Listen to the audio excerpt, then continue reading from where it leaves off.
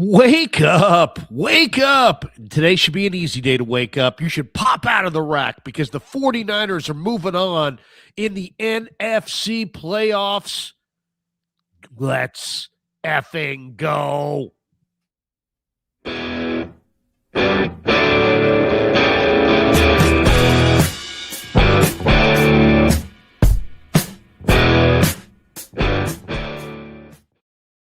I believe it's called Victory Monday around here. Welcome to Wake Up with Damon and Larry. It's great to have you here. And oh my goodness, maybe the most surprising wake up of the entire year. Krug, I know a lot of people are saying, didn't you and Larry, didn't you and Damon pick the Eagles in this game? A lot of people picked the Eagles in this game. A lot of smart people picked the Eagles in this game. And I tell you, if you just want a 49er fan to tune into who's going to just tell you, blow sunshine up your ass, everything's great, let's go, we're going to win it all the time. Like, if the content creator you're watching always picks the 49ers to win, it's good that you're here, because what we do is deal in reality.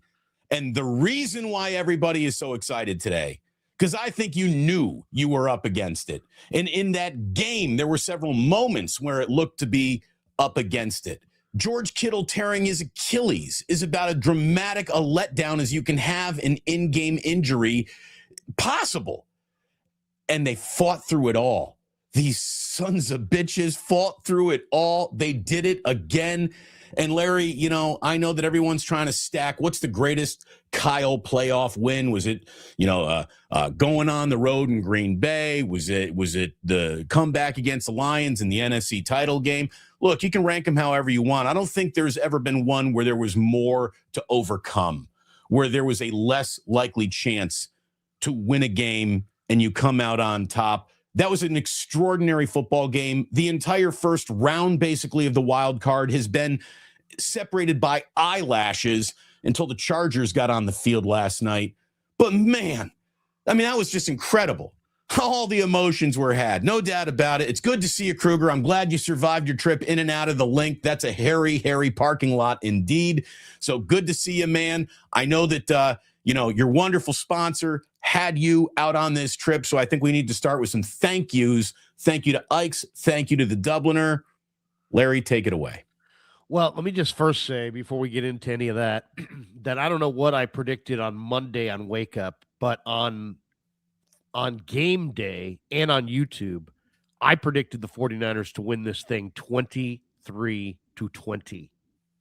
And to be 1 point off of that, I saw a path to victory for the 49ers. I really did. Which is why I picked them to win 23-20. All right. Well, you changed your mind then on me a little. Well, I don't know, because I don't. Okay. What did you pick? Well, I said I think that the Eagles are going to win this game, but that was before we knew two things that I do think became critical. Indeed, Trent Williams was going, and just as critical, Lane Johnson was not. And had I known that, I might have felt a little bit differently. But I honestly don't, I don't know if I would have felt that differently about the entire situation. I had very little inclination or knowledge that Garrett Wallow was a first ballot Hall of Famer. Well, he wasn't. But here's the bottom line. I think I said early in the week or middle of the week, hey, look, I like the Eagles 80% chance of winning. But the more I looked at when I got to town, when I came to Philly on Friday, and I started to talk to people around here and talk to the Philly people that I did talk to back before I left, there was this constant drumbeat of, the offensive coordinator sucks and all this frustration. And I started reading more and more and more about this Eagles team and the season they had. And the team that I would compare them to is the 86 Bears. People talk about the 85 Bears. And because you're, a Chicago guy, or at least somewhat a Chicago guy. You're a New York guy, really. But, you spent some time in the Midwest. Yes, of course. I grew up rooting for the Chicago Bears as a little boy. Yeah. So, the story of the 85 Bears. The 85 Bears were the greatest defensive team of all time. And they had such a party that year, and the city of Chicago leaned into that thing so much. And these cities like Chicago and Philly that are all based, so much of their culture is based around their sports teams. They party. They wallow in defeat and they party in success. And this Eagles team won the Super Bowl last year. And you could kind of get the feeling from talking to all their people that I don't know who was going to win in the NFC, but it wasn't going to be them. Like they were going down. They weren't going to, whether they beat the Niners last night or not, they were going down. And so I just felt like, you know what? They're beatable. They kind of reminded me of the 86 Bears because the 86 Bears went 14-2 and they were still awesome in 86. But guess what happened? It wasn't quite the same. And when they got to the playoffs, the Redskins knocked them off. Yeah, it's a really good Redskins team. Yeah, it was a good Redskins team for sure. But, I mean, that Bears team probably was even better than that Redskins team. But it wasn't 85. And this year wasn't last year for the Eagles. And they just kind of – they had this vibe of like, hey, you know what? We're beatable. The more I started looking at this, the more I thought, you know what? I think the 49ers have a path to victory if they can score first, get a lead, get a couple turnovers. And I'll freely admit, I said it 5 times, if not 10 times. If the Niners are -1 or -2 in turnovers, they're going to lose. And they were -2 in turnovers and lost George Kittle early in the game and still found a way to win. So it is the ultimate team sport. It is the ultimate gut check win for the 49ers. That was as good a win. That is the greatest win in Kyle Shanahan's history with the 49ers because, yeah, they beat the Lions. They went to the AFC Championship game. But you said it, Damon. There was so much adversity here, and it was cold and windy. I did an interview on KNBR at 2:30 in the afternoon, Damon, standing in front of the stadium. I was standing in the brightest, sunniest, corridor outside the stadium, tucked away from the wind as much as I could. And, dude, it was freezing, absolutely freezing. And I can't imagine when we came out of the stadium at whatever time it was, 1 o'clock in the morning or whatever, we were waiting for our Uber. 3 minutes never seemed as long as that wait for that. Well, you could tell it was absolutely freezing out there when Erin Andrews showed up wearing a tauntaun from Empire Strikes Back. I mean, she was. What was that? I have no idea, but there was obviously, bundle up warnings for everybody. I bet it was even cold inside the hermetically sealed press box. I mean, it was just a chilly, chilly day. And that's something that you got to think, well, that's going to work against the 49ers. Everything was going to work against the 49ers in that game. But it happened, Larry. It happened. And I just think that, look, there are moments in a game where things are going to go wrong. And you got to circle the wagons around those moments and keep on playing. And the Niners have been able to do that really all season long. And they've overcome so much adversity. It's hard to imagine now that they won't figure out a way to overcome a team that just absolutely creamed them in Week 18 going up to Seattle. And Sam Darnold making that mistake. Now, I don't want to do Friday's wake up here on a Monday. This is all looking back at one of the great games we'll ever watch in our lives. That was an incredible playoff game. That thing was a nail biter the whole way through. And when you come out on the other end with a win, I just hope that there are some fans who maybe didn't appreciate Kyle for whatever reason. They were told not to or believed not to, and they do a little bit more. I can tell you that, there is this sort of gunslinger quality to Brock Purdy where he will uncork a couple bad passes. And, oh, by the way, a lot of teams uncorked bad passes against a very good Eagles secondary this year. And, the minute Brock makes a mistake, you can hear people jumping off the plank. And that just needs to end because these are 60 minutes games. And this team comes to play for 60 goddamn minutes every single time we basically look at them. They, I said yesterday, like the whole, they got a lot of heart. They got a lot of gumption. Like that's something you say about how, those kids from Toledo played Akron really hard, even though they were down in the fourth quarter. They found a way back. Like the heart, gumption, all of that stuff that usually doesn't trickle into mattering that much in a pro football game because it's about talent, it's scheme, it's preparation, and it's health. Those mean more to football outcomes at the professional level than this team really wanted it. Everybody's playing for huge money out there. Everybody wants it, believe me. But that sometimes there is magic. And it feels like a little magic came into the 49ers locker room when they needed it the most. And because of that, Larry, I don't know how much time you spent looking at any game notes, post-game notes. I'm sure you walked out of there shot last night. And you Dude, like we had an amazing post game, dude. We had 5,000 people in the room. That's It awesome. was an absolute monster. We took off 110 supers. It was an incredible deal. I holed up in the Spanish language 49er booth. The engineer set me up in there so I could be as loud as I wanted to in the middle of the press box and not bother any of the writers. So yeah, it was I watched a little of it, man. I was upstairs. I had my kids and whatnot, and I just spent 4 hours on it because I did an hour plus after the game. I just kept going because it was so exciting. And then finally, Jillian was like, "Get your ass upstairs." And so but I did. I watched a little bit of you, Kev, and everyone popping on the show. And great job last night. I had the biggest watch party I've had since the Super Bowl in 2023. And Niner fans should be excited because you know what happened last night? The 49ers notched playoff win number 40.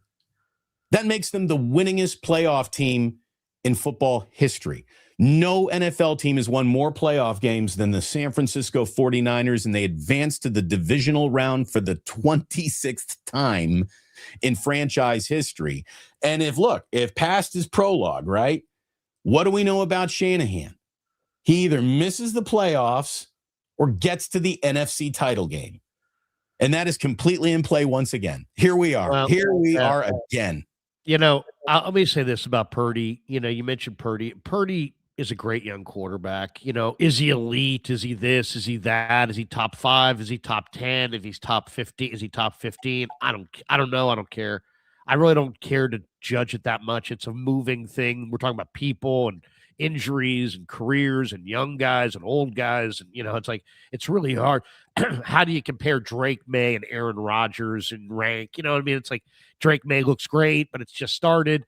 Aaron Rodgers is at the end. It's not quite what it used to be. There's a lot of different ways to break this all down. But Brock Purdy is an awesome competitor. And you know what's really awesome about him? And I asked Kyle about it. It's like, dude, this guy will make a mistake, and a lot of guys would be reticent about putting the ball in harm's way after that. And he's not. He just lets it rip. He lets it rip, and he's a great competitor. The guys believe in him in that room. He outrushed Jalen Hurts. Hey, this just in. Everybody should know today what we knew going into this game, which was that Brock Purdy is better than Jalen Hurts. Well, that's the thing. Some people only understand I held a Super Bowl trophy. And that's the problem. So did Trent Dilfer. 49er fans. I think so that's did Trent Dilfer. You held a Super Bowl trophy on a night where your defensive line had 10 sacks. Come on. What are you joking? Jalen Hurts is a solid NFL quarterback. He's not Brock Purdy. He doesn't read the field like that. But I said it because I got that vibe from the Eagles fans. And I didn't, they basically said the message. They're like, this team is dysfunctional. The guy who's, this is why I love the fact that you've got independent voices in the media. Who knows football really, really well? Mike Sando. Who's a really straight shooter? Mike Sando. And what did Mike Sando say about this game? He said the Niners are going to win. Why? Because there's less dysfunction. And you know what, David? We saw it. It was on full display. The dysfunction, A.J. Brown and Sirianni going nose to nose and the fans booing loudly. But there was a point, and I wish I could remember exactly what it was. I think it was after the JJ touchdown, but it might not have been. It might have been after the CMC last touchdown. But Damon, this place went silent. Absolutely silent. I said to JD, I'm like, dude, listen, there's no noise. It was like everybody shut. This is the loudest talking city I think I've ever been in. You go to a sports bar and there's tons of guys going nose to nose and all these Flyer fans and they're fired up and they're verbal and there's noise and they're got an opinion and I did a video in the parking lot. They're heckling. It went silent. These people that can't shut their fucking mouth went silent. It was an awesome, awesome thing to You know, observe. you talk about what the camera captures, and you saw the static between AJ Brown and Sirianni. I hadn't seen it until I was, searching my timeline this morning, because when you're hosting a watch party, you take your eyes off the screen sometimes when there's not action. But as Sirianni, Hurts, and the Eagles offensive coordinator there, we're talking about, all right, here it is. It's fourth and we're alive or dead. You could see Jalen Hurts not like that play that was getting called. You could see him basically going like, and looking at Sirianni a little like, this is what we're doing. And dude, I mean, they just ran 4 go routes against the Niners, who were playing a real simple cover 4. It was rudimentary football, because the Niners just can't do much defensively right now. And thank God the Eagles do have a bad offensive coordinator who generated only 6 second half points. And we watch the 49ers defense play better than the 49ers offense between the end of the first half, when Kyle Shanahan ran a disgraceful 2-minute drill, and you had frickin' Juwan Jennings just lollygagging back to the line of scrimmage and not running his, he wasn't running his motion, like there was precious time ticking away. Let me tell you, Juwan Jennings owed the 49ers that pass that he uncorked, because he did not have a good game beyond that pass. Well, wait a second. That Purdy also had a hand in that, because Purdy ran to the sidelines, and then instead of running out of bounds, he took it upfield instead of going to the sidelines, and then eventually got back to the sidelines and then fumbled. That was a mistake. I thought he should have thrown one away, then throw it to McCaffrey after he had to burn that timeout. He had to burn the timeout because Kendrick Bourne wasn't lined up right. And you had, they burned timeouts. They burned their timeouts. Yeah. That wasn't great. And then nothing really great happened until, we talked about it, Larry. I said somewhere in a desk on the back of a napkin is a play that Kyle has been waiting to run, and he has been waiting for 6 years to run that play. The last time he uncorked that play, it was Emmanuel Sanders throwing to Raheem Mostert. And it's the same play, and it was 6 years in between him running it. And first of all, hell of a throw by Juwan, all things considered, in the wind, in those conditions. But McCaffrey took a hit too. Yeah, McCaffrey adjusted from back shoulder to this shoulder to this shoulder. The catching radius on this running back is insane. What Christian McCaffrey, that play goes into the Hall of Fame montage the day he's inducted first ballot. He is unbelievable. Wow. This game was something else. It really, really was. And I'll tell you, going back to Purdy and who you are in crunch time, again, it ain't crunch time in the middle of the second quarter or the middle of the third quarter. It's crunch time at crunch time. And when it mattered most on the game-winning drive, Purdy was 5 of 7 for 42 yards and a touchdown. He also picked up a first down with a 5-yard scramble. Matt Mayoko shared this one, Cobra. Purdy now has 4 game-winning fourth-quarter drives in 7 postseason games. Is that not enough for anyone? Not enough? Let's go back to the – hold on a second. You're all over the place here. Let's go back to the play that you're talking about. Well, you're going from one thing to another. I'm not getting any comments here. Let me just say this about that play. JJ was a high school quarterback, and he stayed in there. And when you watch that, he saw Jalen Carter, who's got to be one of the most intimidating defenders in football, with a full head of steam coming right at his broken, fractured, cracked ribs.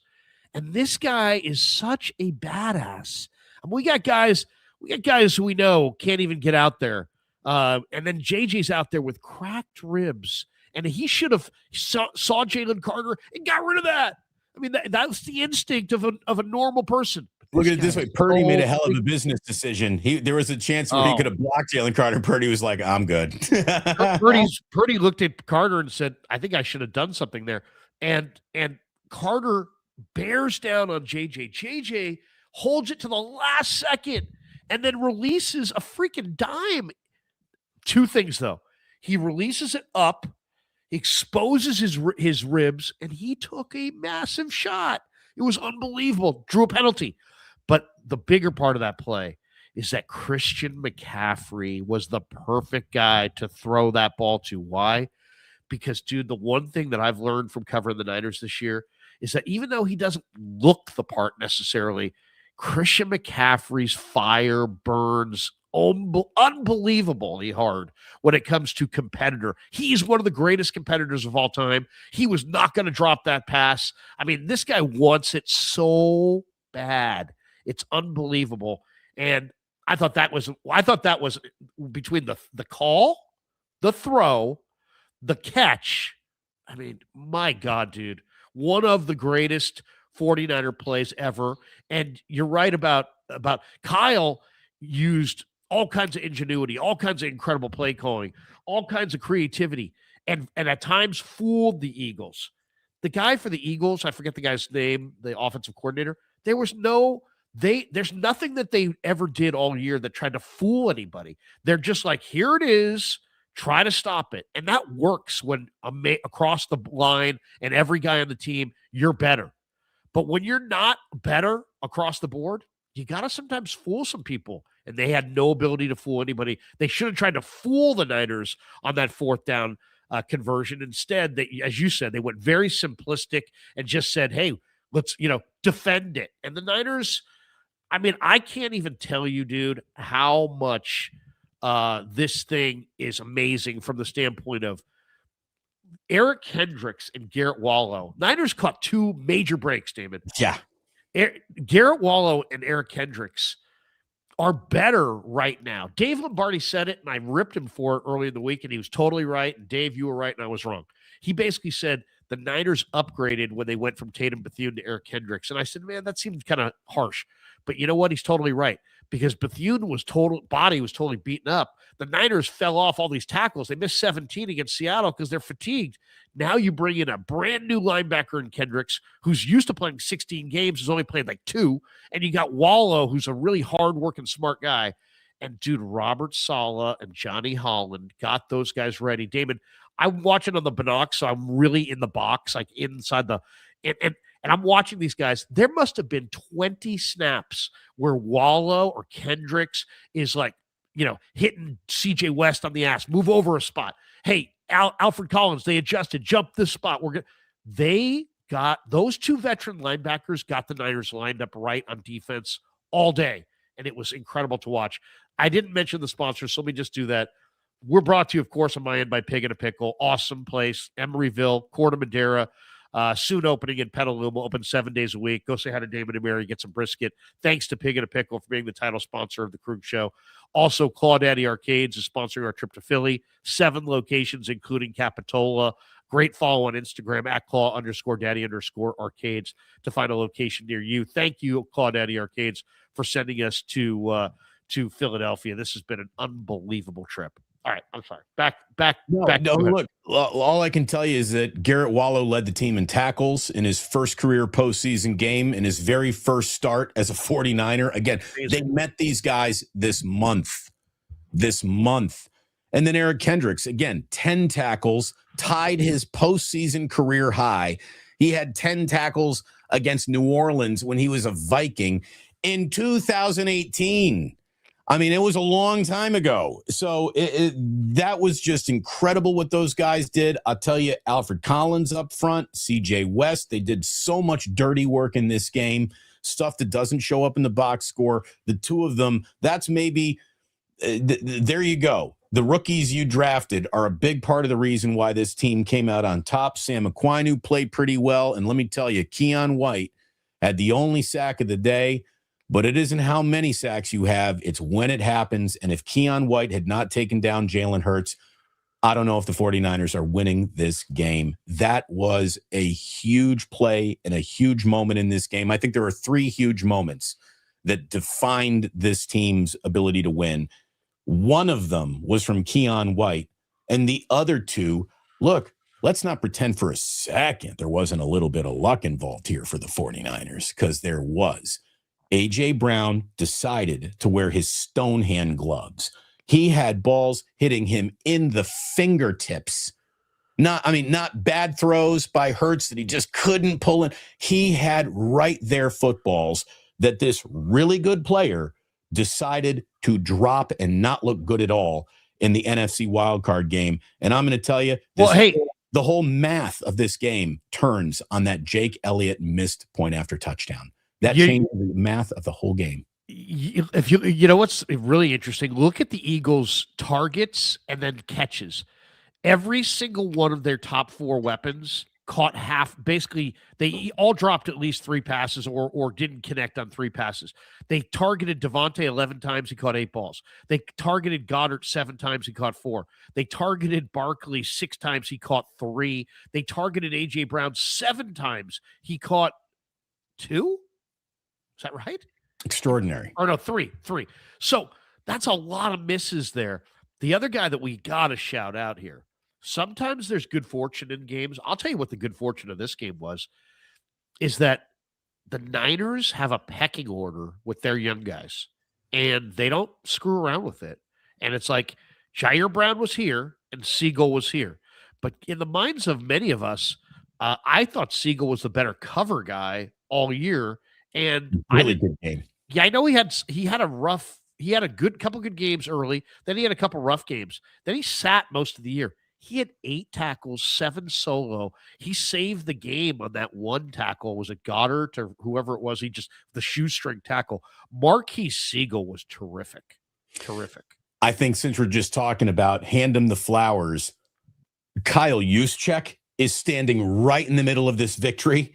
And he might be playing the George Kittle role the rest of this season. However far it goes, I can see him being the preferred guy in the mid-range that Purdy is looking for. And Demarcus Robinson. Demarcus Robinson is why the Niners are going to Seattle. Without him, I don't think this game that they're going to Seattle without him. A postseason career high, 111 yards, a touchdown, 6 catches. And this guy was basically a mostly forgotten, mostly unused player throughout the entire year. He just did not factor in week-to-week game plans. He showed up when the money was on the table in a way that this team just has to be thrilled. I mean, Demarcus Robinson didn't feel like a great signing until last night. And then, thank God they brought in Demarcus Robinson. That was something else, man. He had a great game. They targeted D-Rob, as they call him. They targeted him 7 times. He caught 6 balls for a 111 and a touch, but you're right. That first touchdown, the first big play, the 61-yarder, that was like, hey, guess what? The 49ers are here. And I think from that moment on, I think Eagle fans were a little bit like, oh, no. I think it rocked them back on their heels a little. No doubt. Yeah. I mean, the next snap was at the 16-yard line, and they looked really good at the start of the game, and they had all kinds of momentum and energy and I also think, I also think it was kind of a mistake. I thought it was a mistake, Damon, for Sirianni to defer to the second half. I really did. I mean, I know, I know that the theory is go with your better unit, and he put his defense out there in the first quarter. But think about it this way: what was more likely to happen? That the Niner defense was going to rise up and stop them on the first drive, or that the Niners offense may score. I would say the Niners offense had them. That's where the money is. That's where the players are. That's where Trent Williams is. That's where Purdy is. They got all kinds of weapons. And the line's playing pretty decent. I don't know, man. If I would Sirianni, I would have gone out there and put the Niner defense on the field first and just had a long. I mean, they had a 16-play drive. When Thomas Morstead buried them inside their 10, and they drove all the way 94 yards on 16 plays, right then I was like, oh my God, there's no way the Niners are going to win this game. If you can't even bury a team inside the 10 and they just rhythmically go down the field on you and score, it's like, but the Eagles had a lot of pressure on them. And they worked together. You said it. I didn't even see Hurts at the end there, not like that call. But that has been the message around this team, that they don't like the offensive coordinator's calls. They don't believe in their calls. And I also really think that a town like, Chicago, a town like Philly, they celebrate their wins so big that there's a hangover effect. They know that none of these teams, I mean, not that it's common to win back to back, but nobody outside of the Bulls, nobody wins back to back in cities like Philly and Chicago, right? I mean, those are because there's so much celebration that it's like hard to come back and run it back that next year. Well, I know this, and this is a fact. The NFC has not produced back-to-back Super Bowl winners since 1993. Going back-to-back from any conference is impressive, but it has not happened, and it does not happen often, and it hasn't happened since 1993 in the NFC. No team has gone back-to-back, so that includes your Philadelphia and your Chicago, for sure. Not that Chicago has played for a Super Bowl in a long time, but look, I'm just telling you, that was a hell of a football game, defined on one side, outstanding coaching and preparation, and on the other side, a lack thereof in both categories. In a game that is this close, penalty yardage matters. One penalty, 15 yards. That's it. And it was the personal foul on Siegel as he and Farrell both collided on a giving up his body, Jalen Hurts. And that was, it was in the ear hole a little. It was, you could have, it wasn't the best flag I've ever seen. It wasn't the worst either. And it was the only one of the day for the 49ers. No procedural jumping off sides by this offensive line. Nothing. No pass interference in this game. And they were letting them play a little bit. The ref said, we're going to go ahead and let this one get physical. And the 49ers put it down all day. They did. They got that done. That's great preparation. So that's what I think about the Niners. Go and then I want to tell you about the Eagles and how they lost this game, because there's a way the Eagles lost this game that I don't think anyone's talking about, and it's ridiculous. The O-line, the Niner O-line has to be shouted out. I mean, Brock Purdy moved incredibly well in this game and had one key 5-yard run late, but only one sack. Only one sack of Brock Purdy. The Niners, with their crappy pass rush that had 20 sacks this year, the lowest ever, whatever. I mean, just a disaster pass rush year, had the same number of sacks on Hurts against Philly's vaunted line that the Niners had against the same number of sacks as the Eagles had against Purdy. I also think there was some arrogance here. I think Sirianni wanted the Niners over the Packers. I also think that Sirianni, I think that they sat out Lane Johnson because they're like, hey, you know what? We could beat the Niners without Lane Johnson. I really believe that. They'll never admit it. Nobody will ever admit that. But you know what? He's been banged up all year, though. He really has been. He has been. But I mean, he was. I think the Eagles were trying to win the Super Bowl last night, where the Niners were trying to win the game last night. And if they rested Lane Johnson, if they got him healthier, if they gave him we're going to beat the Niners, and then we're going to beat no, play it out straight and go for it. Choosing rest, it's a tough thing. It's a hard, I know that's what he felt his team needed. But I think he read the room wrong. I look, I think that there was a game plan, and then there's the game that's happening. And whatever the game plan was, the Eagles stuck to, well, we're going to try to beat the Niners with a level of balance here. I think the Niners are in Cabo today. Had the Eagles handed Tank Bigsby the ball a few more times, he looked good. A few more runs, and this Eagles team, I think, goes 36 carries, 140 yards. You had Barkley, who got a little banged up at the end, and at the end I thought became less effective. I would have gone back to Bigsby. Bigsby averaged 4.8 yards per carry. The Eagles, at the Peach Bowl, Larry, I saw this one Indiana fan in a bar. She was wearing a hat, just said, "Run the damn ball." And I cannot believe that the Eagles didn't run the damn ball more on a night where their quarterback clearly isn't dialed in and loving and speaking the same language as their offensive coordinator. And your entire receiving core has got a case of the dropsies that is undeniable. Like, play the game in front of you. Nobody's catching a thing out here today. Should we run it a little bit more at a defense that begs you to run at them a little bit more? They didn't. And that's a big reason why they're going home. And if good coaching is represented with 1 penalty for only 15 yards, 7 penalties, 48 yards for the Eagles. So I'm just going to tell you, it's going to be a rough one today for Sirianni and company on WIP. I mean, Philadelphia Sport. You're in Philadelphia, Larry. If you want to have the most fun you're going to have all year, turn on Philadelphia Sports Talk as you and Kevin make your way to the freaking airport today. It's going to be a bloodbath. Oh, I know. I mean, these people are coming. There's so many. There's nothing sweeter than winning on the road. I mean, my greatest 49er memories, a lot of them, I mean, I was there at Texas Stadium in 95 when the Niners rolled in as like 14-point dogs against Dallas and beat Dallas 31-17 or something with Derek LaVille and Elvis Gerback. That was incredible. But this topped it. This topped it because, Damon, there was so much adversity here. There was no Kittle popped the Achilles. I mean, we even mentioned that. That's the most emotion. This is the leader of the team, and you get no time to react. It's like boop, pop the Achilles, cart him off, next play. And you know what though? The next play after that I think was one of the keys to this game. Jennings, the crosser that he took for 30-something yards. Absolutely. Because at the time, Niner fans knew once they call the cart, oh, this is bad. This is really bad.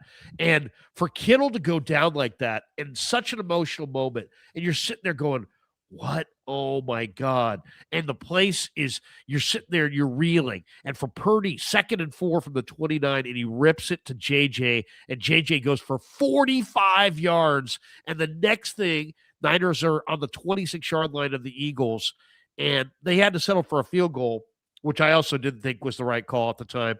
But you know, that was such a huge play because that play kind of got the Niners back into not woe is me, but we're going to do this. You know what I mean? Right. They went from, oh my God, to we're going to do this by hook or by crook. And it was awesome to watch, man.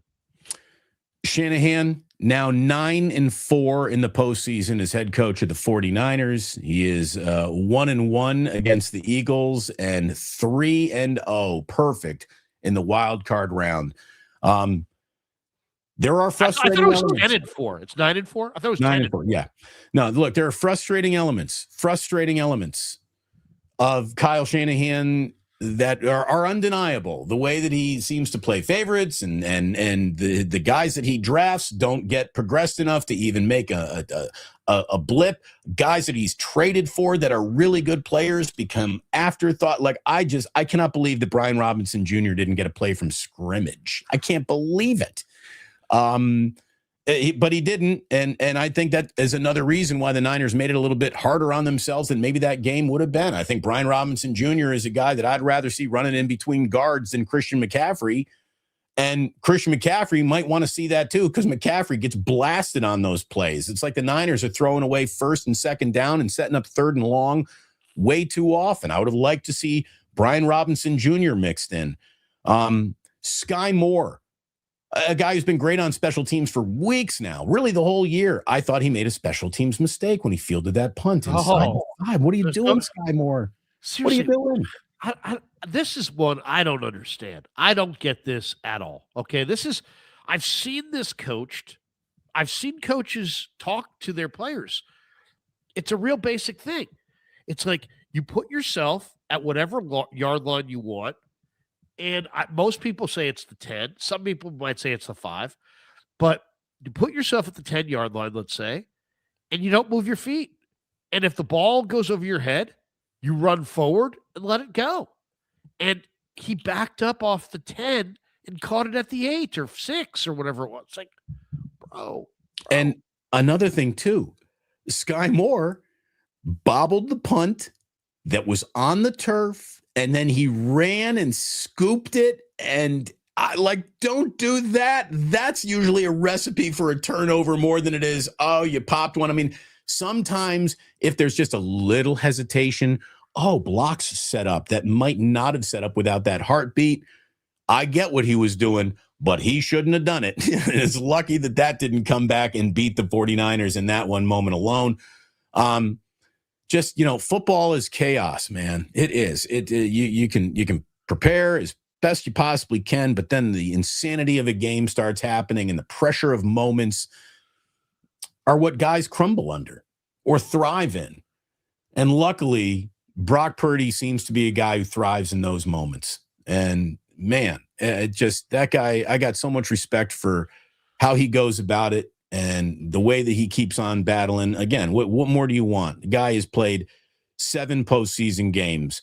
He's got 4 game-winning fourth-quarter drives, and had Nick Bosa stopped Patrick Mahomes on a 4th down, he would have had 5 in a Super Bowl ring. Yeah, I mean, he threw 2 picks last night, but I'll tell you, to me, it's amazing. There aren't that many quarterbacks that can flush 2 picks on the road and just be like, didn't happen. We're still going to let it rip. It's like, who can't do that? Amazing. Justin Herbert. You see Justin Herbert just melt last night? This is, lots of people, I've been saying that Purdy's better than Herbert for years, and people are like, oh my God, Krug says that, it's like, and everybody's entitled to their opinion, but that's mine. But yeah, I mean, this was an incredible performance by the Niners and by Purdy. They got the right guy. They have the right guy at quarterback, and the team believes in him. And it's just it's about other things at this point. Let's move on to other things. You know what I mean? As far as talking about, is Purdy the right guy? Screw that conversation. Purdy is the right guy. The Niners may not have the right. I mean, there was a point yesterday, Damon, where I'm sitting. We were in the end zone in the corner, like the corner of the end zone. That's where they put us, and that's where the press box wrapped around to. And I'm looking at the backs of the Niner defensive front, and I'm thinking to myself, Jesus. At this point, it was like it might have been a snap where Collins and West were out, but it was like across the board. I'm looking at that front 7, and it was like Farrell, Keon White. Who else was there? I forget who it was, but it was like, I'm looking at it and I'm like, then I'm looking at Wallow, Kendricks, and Curtis Robinson on the second level. And I'm looking at this and I'm going, the 49ers are in a game of their life on the road against the world champion Eagles, who have a ton of weapons and supposedly a really good offensive line. And they have a front 7 that they didn't plan to have at all. I mean, they didn't plan for this. I mean, these are not the guys they planned to have.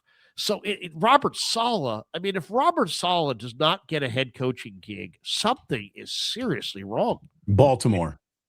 If you're the Baltimore Ravens and you're not calling Robert Saleh, you are out of your minds. I would also think that in Miami they might be interested in him too. If I'm Saleh, I'm not attaching myself. By the way, Larry, the Mercedes-Benz Dome. Holy shit. That's might be the nicest football stadium I've ever been in. That thing is unbelievable. It's so much better than the Falcons will ever be. The Falcons don't deserve a stadium that nice. That's the stadium the Niners deserved. Why? What's so cool about it?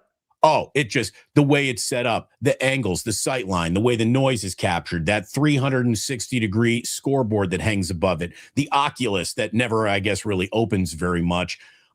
Just it was very, very, very nicely set up. The concession prices, Larry, a double tall cocktail is $20 in Atlanta. It's $42 at Chase Center. There wasn't every beer is $8 or $12.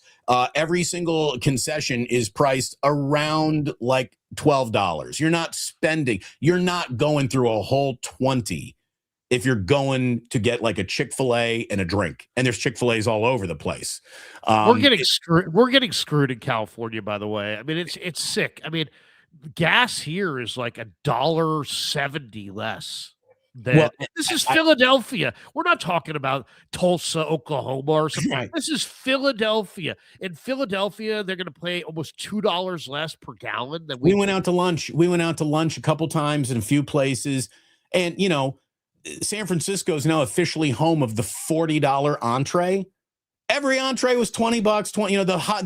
The steak frites was $28. That's a $41 meal in San Francisco. It is nuts. It is a little nuts. Now here's the deal: We do get nice weather. We do get a lot of things. I'm not moving to Atlanta or Philadelphia from San Francisco. I'm not complaining that much, but holy shit. I mean, it is nice to go to a sporting event that you paid an awful lot of money to be at and park in, and all that stuff is still high priced.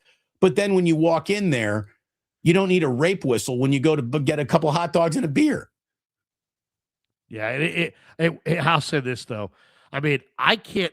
It was 20 degrees last night. Oh, by the way, I didn't even mention this to you. So JD and I are leaving the stadium last night, and obviously I streamed and we did the whole post game. So it's hours after the game, Damon. I mean, it's way late. We open a door to walk out from the main corridor of whatever level we were on, and there's double doors that have those that bar that unlocks the door generally, right? And you hit it, and then when it closes, it relocks. Well, we get into this room. This room was like maybe 30 feet by 30 feet. The door behind us locked, and the door in front of us was locked. Oh, that's a little. Hey, now where are we? Who do we do? What do we call? We were in a locked corridor of Lincoln Financial with no way out. I called Eskin because I'm like, Eskin's got to know people. So I called Eskin, the great Howard Eskin from WIP, and I'm like, Howard, this is where we're at. I sent a picture, and he's like, call security. I called security, no answer. We called 911 because we were there for 15, 20 minutes. Finally, we got a hold of Eric Branch, who is still writing for the Chronicle, and him and Noah Furtado came down and unlocked us from this room, or we'd still be there. Oh my God, still be there. Well, I'm glad you and John Dickinson made it out. I am. So just getting through that parking lot and the vibes. I mean, I've already seen the video of Philly fans throwing solo cups half full of beers on Niner fans walking through. I will say this, Niners fans who did attend this game, you're a bunch of shit talking MFers too, and I do respect that. I really do. Look at this comment. Larry almost got escorted to Big Dom's dungeon. Yeah, exactly. That's what it felt like, dude. Oh, by the way, Big Dom is who got in between AJ Brown and Sirianni. By the way, Big Dom had more catches in that game than Ricky Pearsall. I know, but who thought that Big Dom would have to protect Sirianni from his own players? Isn't that something, man? Isn't that incredible? Isn't that something? Can you imagine? Like, I just get what player would be the player to bow up to Shanahan, and how would that go? Like, would that player get cut the next day? Maybe, because the Niners aren't screwing around like that. When they saw just a crack of dissension in Devondre Campbell, and we never saw him again. I'll give this. There was a great moment too, Damon, where I'm in the locker room interviewing Thomas Morstead, because he stuck one inside the 5. That was a great punt, by the way. Great punt. What the hell was that? It hit at the 5 and took a right turn. I mean, it was an amazing punt. I'm like, bro, I don't know how you did that. But did some interviews in the locker room. I'm going back to the interview room, and John Lynch is coming in, and he sees me coming out. He's like, oh, there. And I'm like, oh, John, man, that was a win. And we had kind of a brief embrace. And I've been critical of John Lynch's drafting, and I've been critical of John at times. But he knows my heart is in it, that I'm a Niner fan through and through. I want it bad, man. I want it bad. We've waited. I want it for my kids, dude. I want it for Kev. I want it for Ben. I want it for Chris. I want it for my daughter. I want it for all the young Niner fans. I'm 55, dude. I was there for Super Bowl 16 and 19 and 23 and 24 and 29. I've had 5 of these in my lifetime. I want it for you guys. I want it for the kid who's 18, for the guy who's 28, for the guy who's 32 and who just doesn't remember, never saw the Niners win a Super Bowl. I want this one bad, and I'm going to push as hard as I possibly can through my commentary, through what I say about this team. Everything that I do and say about this team is meant to entertain, but it's also meant to, I want to win. I want to win, and I want to see them win for the Niner fans. The Niner fans are awesome, man. Let's be honest. Niner fans are the best fans in the league. Nobody rolls around the country like Niner fans. It is unbelievable. The 49ers, I don't know how this was cultivated. It obviously was through generations, but there's a lot of people, Joe, Steve, Jerry, Ronnie, Harbaugh, Alex Smith, Kaepernick. There's a lot of people that deserve credit for the fact that the Niners have the best fan base. But I want this for this fan base, man. And I'm going to push as hard as I possibly can. And sometimes that's going to mean banging on Lynch and banging on Shanahan and calling out shit that I think is not right. But I want to win. And I think deep down, John Lynch, he knows who I am. And John and I have a good relationship. And the fact that he he knows that he understands that, guys like me are critical, but we're not critical to get our jollies. We're critical because we want to win and we want this team to win. So your criticism is based in be better. And I think mine is too, is based in things that are actually happening. There's an awful lot of criticism out there that is based in like a fantasy or an agenda that gets eyeballs and views, and that's not what you and I do. And I think that's the difference between, are you a pro or are you just sort of a showman? And look, I tell you, there aren't a lot of guys who bring as many years to the table as you and I do as we sit around and watch this stuff. And I think it matters. I think, if you were around this team and covered this team when they were at their worst, at no point in time can you look at Shanahan or Brock Purdy and say, these guys, they're the major problem. But for these two, like if you think that they are the bullseye of the dartboard of the Niners' problems, you're out of your mind. And you've been out of your mind. You were out of your mind last year in a losing season. And, you can't say, geez, I guess they're good on the days they're in the divisional. Like at this point in time, yeah, whether you want them to be good or not, they are. Here they are. They're one of the few teams remaining standing, and that's the name of the game. Well, they had a bad schedule, and that's the reason why they're here. Fuck you. It's football. You don't get to pick your own schedule. It's the result of last year. Sometimes that works against you. Sometimes it works for you. To criticize the Niners for looking good against the Titans is stupid. You know what I mean? Like, it's just like, none of this is easy. The presumption that any of this, should absolutely fall into plan, and this should happen. And look at this 4-game stretch. This 4-game stretch against Turkey, so therefore nothing could possibly go wrong. That's insane. It means you don't understand what you're even looking at, for Christ's sakes. Well, I'll say this. I mean, it's not about what you pick. Some people pick the Niners to lose this game. I mean, there was all kinds of adversity here. I mean, it wasn't like, that, picking there, against there was a reason that the Niners were so jacked at the end of this game, because it was so unlikely. It was such an unlikely victory. But you know what? It's on to Seattle now. And it's like kind of like what Belichick used to, on to Seattle. We're on to Seattle. Cincinnati. We're on to Cincinnati. Look, yeah, and that's a game where the Niners are going to go into it. And remember what we said: burn the tape.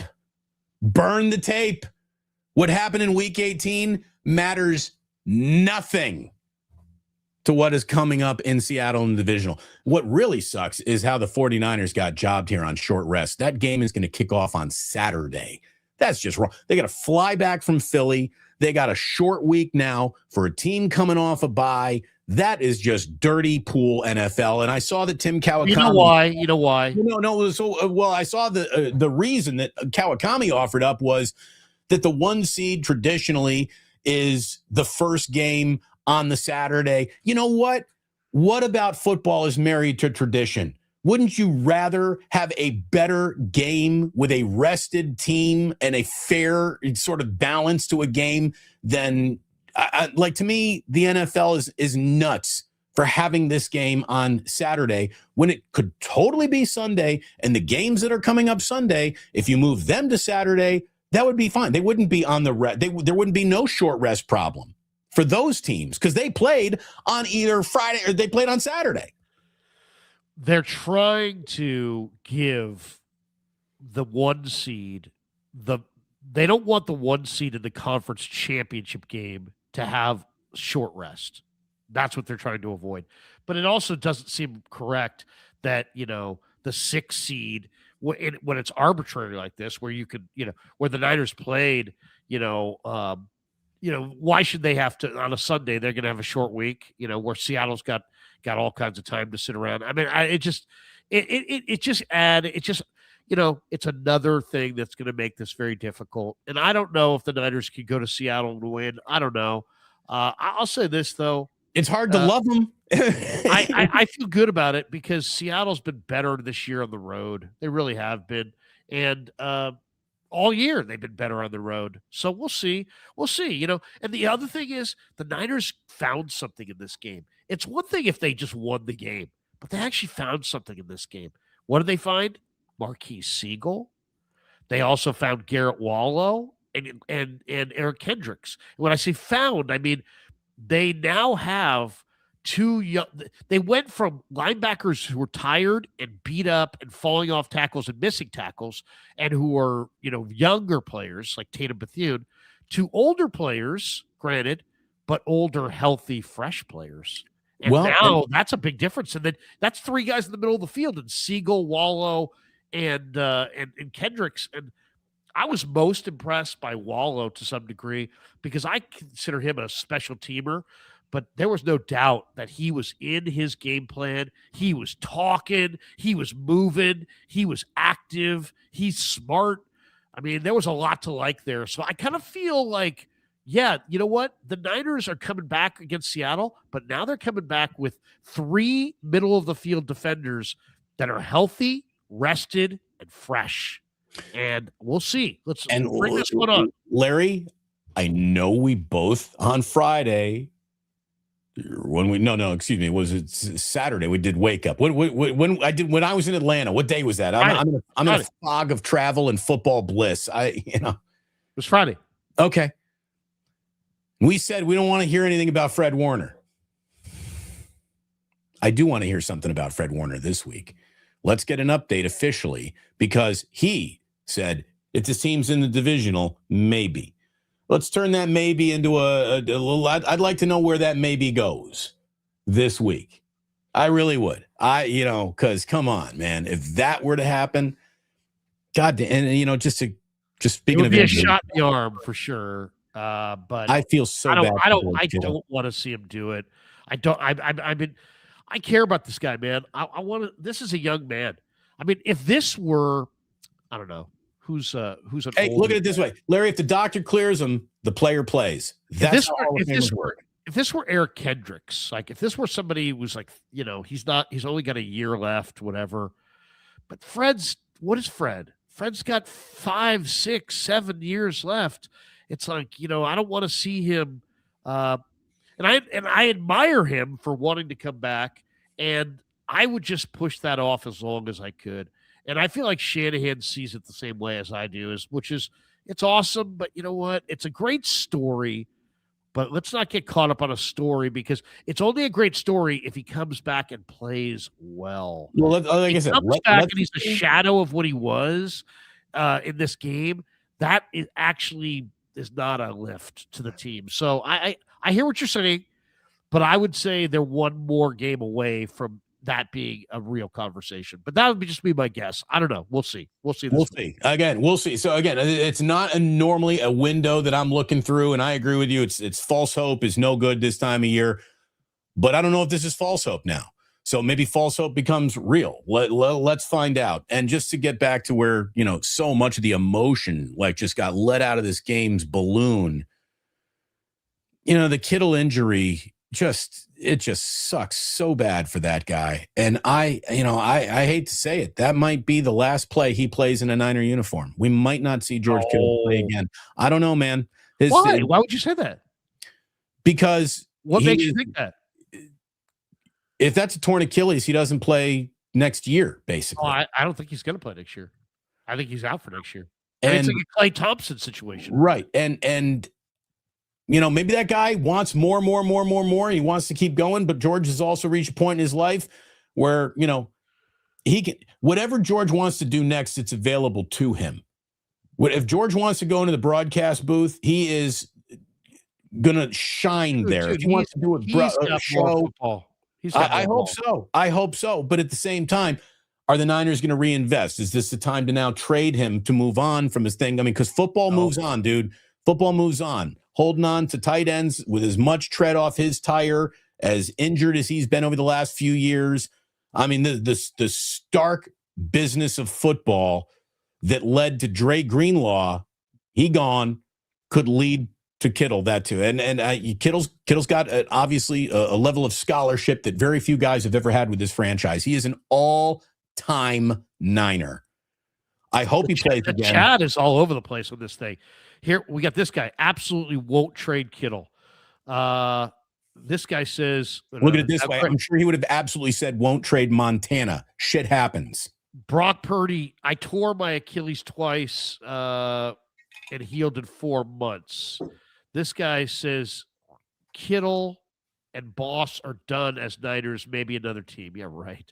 This guy's like, I disagree. This guy agrees. I think Kittle is finished. So I don't know. Personally, I think George Kittle is going to be a lifelong Niner. I think he'll always be a Niner.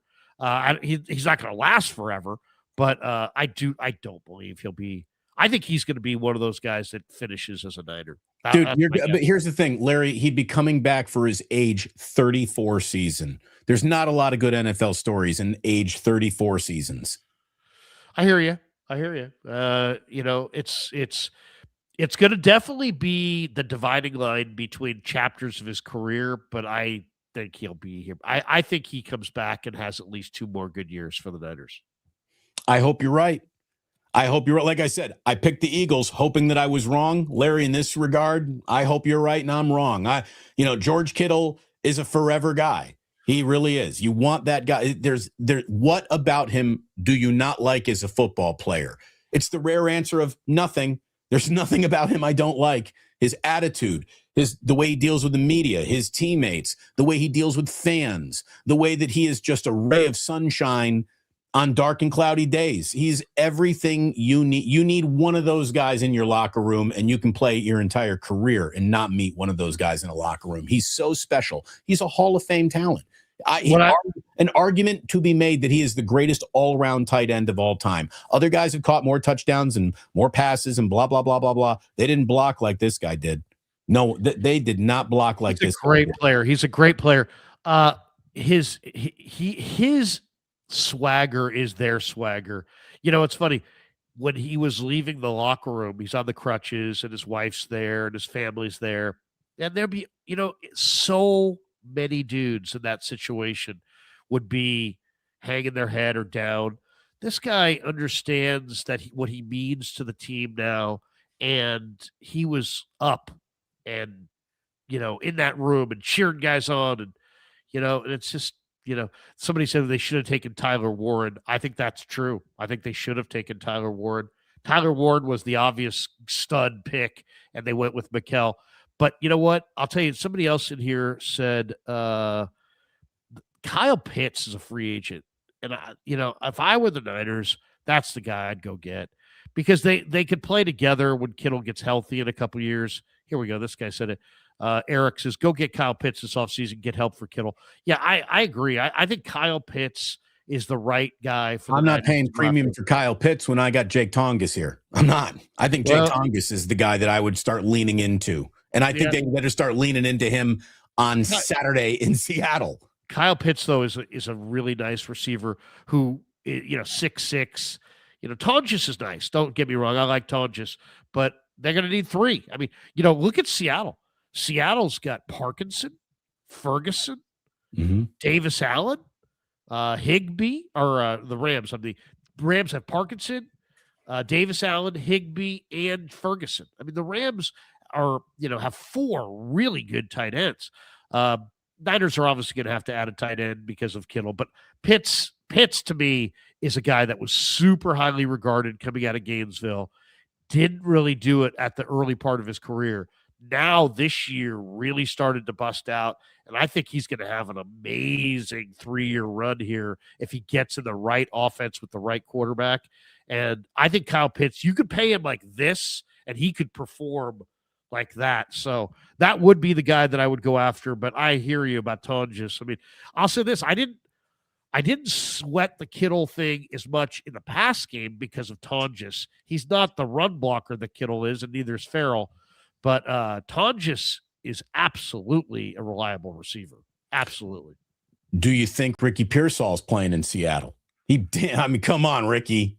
I don't think so. And also at this point, here's the bigger question. Do you want to play Ricky Pearsall off of injury over D-Rob? I don't. Well, here's the deal. I want to see if Ricky Pearsall can play, and the two of them can play on the field. They should have a 3 wide receiver set: Pearsall, Demarcus Robinson, and Juwan Jennings. I mean, you need more than just 2 wide receivers here. So, right. I mean, Ricky Pearsall. I mean, of course, we all know that if Pearsall does play, he's going to get hurt on the very first time he catches a ball. So there'll be plenty of opportunity for D. Robinson. But, I'm joking, but I'm not joking. I'd love to see. I mean, it's time to report for duty if you can. Okay. I mean, that's where it is. This is the divisional round. And if you're a little sore, you're a little discomfort, that really doesn't matter very much anymore. You go this time of year. If you can go, you go. So I'll obviously one thing about Ricky. I talking to a Niner person in the pregame, not on the air, but just in the corridor. This is a person that is pretty much in the know on the Niners. And he said to me, in the offseason, this team's going to trade Ricky Pearsall and Renardo Green. Sounds good. That's what I don't have a problem. Renardo Green played his ass off yesterday. I thought Renardo had a pretty good game. Yeah. I wouldn't be trading Renardo Green, man. That's a tough position, and he got picked on all year long because no one was really throwing at Diamador Lenore most of the year. I would tread lightly around trading Renardo Green. Ricky Pearsall, I'm sorry to say it, this first rounder is just a guy based on ability and availability. So I got there's no gotta have Ricky Pearsall back in my mind because you're pretty damn good without him. Like he doesn't, I mean, I'm not going to sing any songs of Ricky Pearsall. Oh, by the way, on the Renardo Green front, the Niners got another break in this game that I didn't think we were going to be talking about. There was a lot of talk in the pregame. I think we might have mentioned it on Friday that the officiating crew, the guy was from Williamsport, PA, right? Which is always kind of like, I don't know if that, would people be pissed in Philly if the head ref was from Cupertino? Yeah, probably. So whatever. But the more salient point on that ref crew is that his crew threw the second fewest penalties flags of any crew in the league this year. And sure enough, dude, they let him play. And Renardo Green had 3 or 4 plays that the crowd was demanding a PI, and the flags didn't come. And to me, I like that, Damon, because unless it's egregious, and if it's egregious, then throw the flag. But unless it's egregious, let these guys play. I like games. I would much rather watch a game, whether my team's in it or not. I'm just talking about generally viewing the NFL. I'd rather watch an under-officiated game than an over-officiated game, both in the NBA and in the NFL. Amen. A little more hands-off, a little bit more laissez-faire, a little bit more, you know what I mean? A little bit more, just let it go. And I'm not saying let guys tackle guys, but let's not, throw the flag every time there's hand fighting. It's 25 degrees with the wind blowing. It's hard body control. This is not, Olympic gymnasts in a closed area and everything. There's got to be some wiggle room for a little bit of physicality in a football game. Would you agree? I mean, especially when the conditions get really wintry. Yeah, I agree with you. I agree with you doubly when it comes to the NBA. Let players decide it, not decisions by officials. The worst moment for the NFL in my lifetime, as far as this goes, was Rams Saints. That Rams Saints remember that terrible call in the Rams Saints playoff game? Oh, the blatant pass interference not called. Right. Yeah. That was blatant. Okay. You got to call blatant calls, but you know what? I thought for the most part, if you go back when I watched it again late last night, granted it was 3:00 in the morning, but when I watched it again, I thought I saw hand fighting, but I didn't see anything that was like, oh shit, Renardo got away with murder there. You know what I mean? It was good. These were good non-calls. Did you already get a little continental breakfast in you this morning? What are you doing? You hitting a little lunch before you get out of Philly? No, I mean, I was, by the way, we went to Angelo's for the cheesesteaks. Mm-hmm. Dude, the cheesesteak was really, really good at Angelo's. Kate Scott recommended it, so we went there. But the pepperoni pizza at Angelo's was absolutely the best pizza I've ever had. And I saw a couple of the Niner PR guys there. And so Zach, the Niner PR guy, was I think his last name's Teets or Tweets. I think it's Teets, actually. Zach Teets. Yeah. But nice Teets on that guy. I saw Zach in the press box and I'm like, hey, man, how did that cheesesteak treat you? And he's like, yeah, the cheesesteak was really good. I go, dude, that thing was a monster. I go, my son and I could have split one. It was like two gigantic sides to this thing. And then he walks a few steps away and he goes, but that pizza was amazing. He goes, I thought that was good, but the pizza was amazing. I said I thought the exact same thing. The pizza was absolutely incredible. Absolutely incredible. Thank you, Angelo's. Thank you, Angelo's. Yes. I know we got a lot of supers. I know you want to get into them, but let me just say this. Brandon Ayuk, you're as big of a donkey as I've ever considered in my life. How is Brandon Ayuk? You think Brandon Ayuk was sitting around rooting for the Niners yesterday? I guarantee he was rooting against them. I guarantee you he wants them to fail without him. That's the kind of selfish look at me guy he is. He really seriously, like the fact that Brandon Ayuk cost himself millions of dollars already by, the guarantees being pulled back. He is costing himself more millions of dollars. Do you know the amount of targets he'd be getting right now? The amount of in the mix and in the media and profile rising and superstar creating and all accolades going to Brandon Ayuk. Like he would have gotten the ball, the touchdowns, the yards, the shine, the press. This guy is one of the biggest clown shows in a single season of decision-making in football. This guy is terribly advised, has no compass, has no, I would be looking at him as another GM totally cross-eyed for the rest of my life. How could you look at this Niner team and be like, I don't want to be a part of that? Not because they screwed me over. I don't want to be a part of that after they gave me everything I could have possibly wanted. That to me is going to stain his career.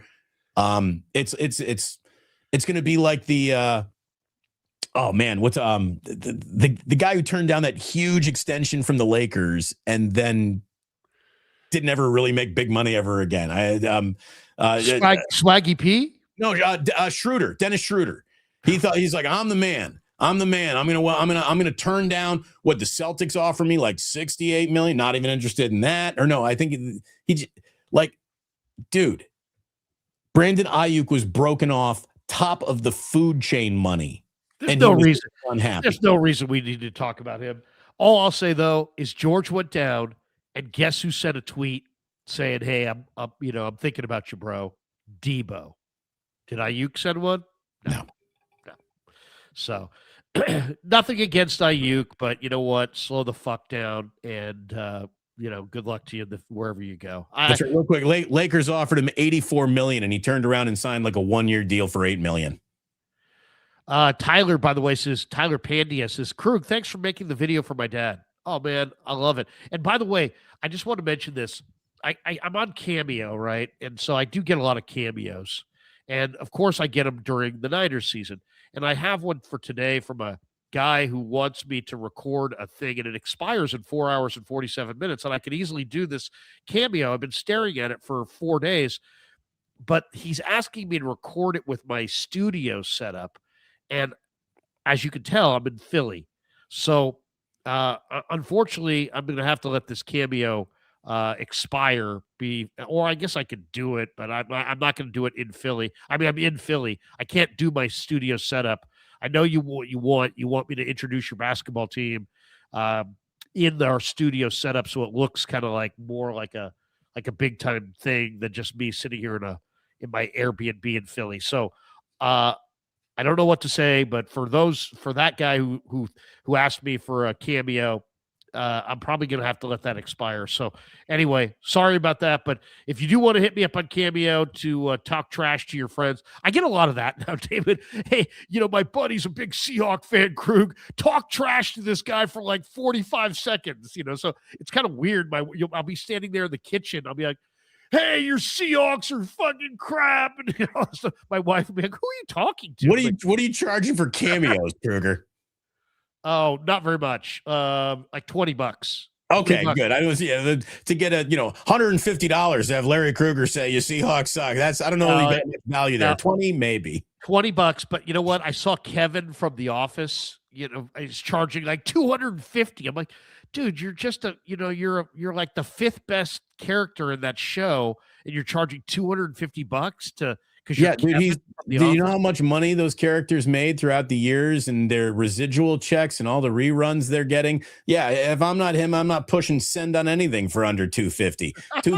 Come on, $250 is $20 to Kev from The Office. Maybe I should up my price on Cameo. We'll see. You just knocked your audio out, Kruger. Did I? There you go. Now it's back. Back. Sorry about that. Yeah. So, but yeah, we've had a great time here, and it's been incredible. Having a great time. I'm glad we came. We covered the Niners all year. That looked like they were going to get their ass kicked, and I'm like, you know what, Kev? Let's just do it. Let's go. And you know what? This has been an awesome experience.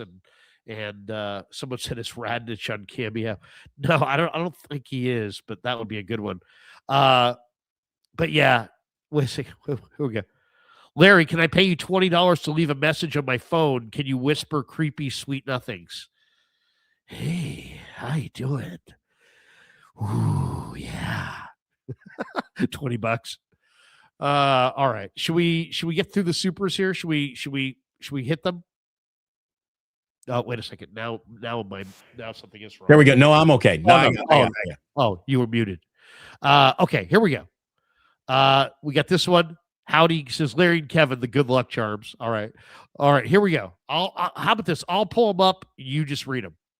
All right. Wondered before the playoffs if Shanny was keeping a secret bag of plays in just for the playoffs. And after yesterday, I think the answer was yes. Yeah, dude, absolutely. That guy has been, look at it this way. Who do you think draws on back of napkins more than Kyle Shanahan, right? I mean, that guy's got to be thinking of offense at all times.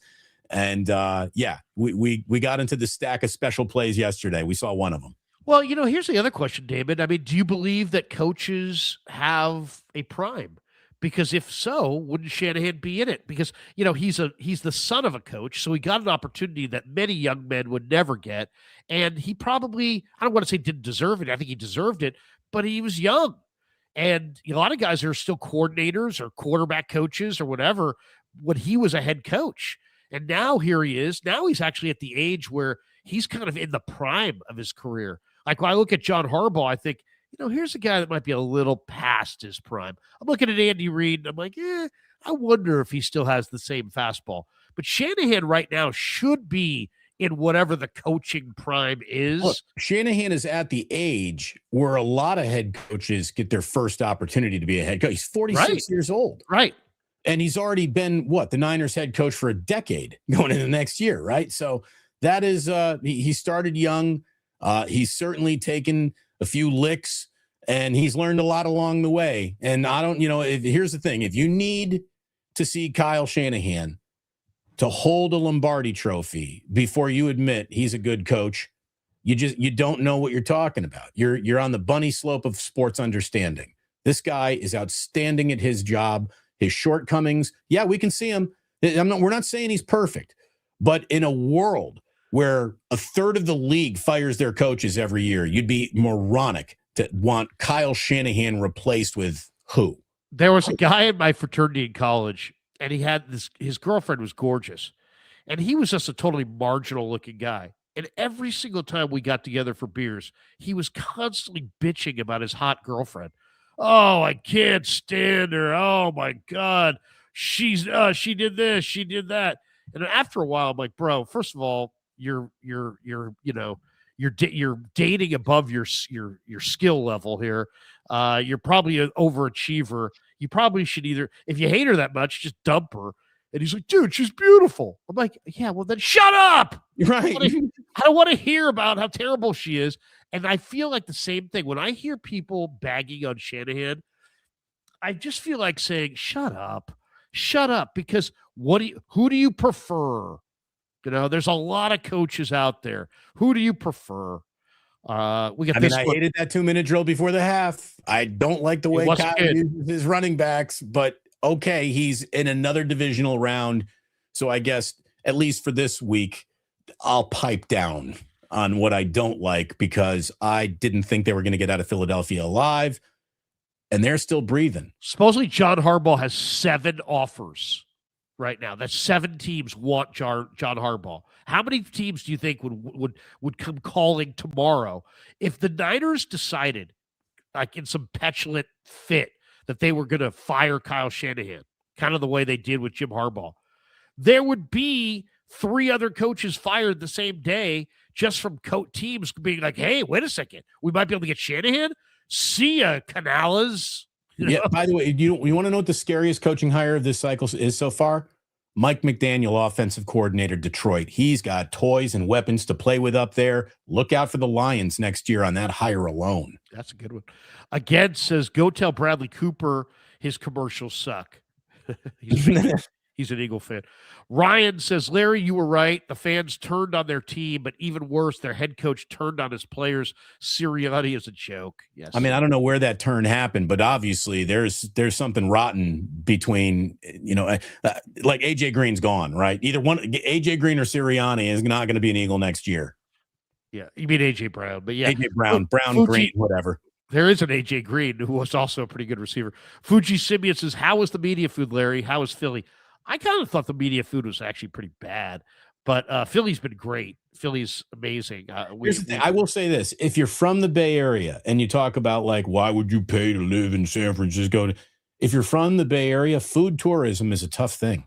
Like, food doesn't get better than it is right here at home. It really doesn't. So it's, you usually go someplace and you're like, that was good, but it wasn't great. San Francisco's maybe one of the best restaurant towns in the country. Maybe that's a fact. Fuji says, thanks for hosting yesterday's live stream, Damon. It was my pleasure. We had our biggest audience that we've had for a live stream since the Super Bowl in Las Vegas. It was an awful lot of fun.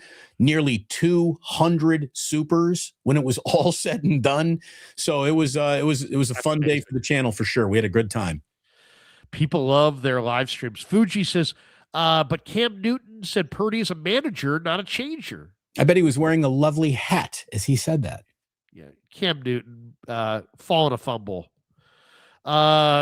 Christopher says Purdy threw 2 interceptions. Time to start Jennings at quarterback. Oh, dude, I mean, in the first interception, someone's like, go to Mac Jones, get Mac Jones. And they're like, come on. Though I do believe in Mac Jones, but yeah. Baby Radiance. Good morning, fellas. Niners for life. Love it. Love it. Ryan says, if I'm Kyle, I'm showing that JJ throw hard hit on a loop to a certain wide receiver rhymes with Schmearsall. All I can tell you is if that guy can give it the office, he better damn well go at the office, man. He better. Dude, if I was a wide receiver on this team, I would have a hard time sitting out ever with JJ playing with cracked ribs, taking hits from Jalen Carter in 20 degrees, and I'm sitting somewhere watching. Come on. Fuji says JJ is a tough SOB.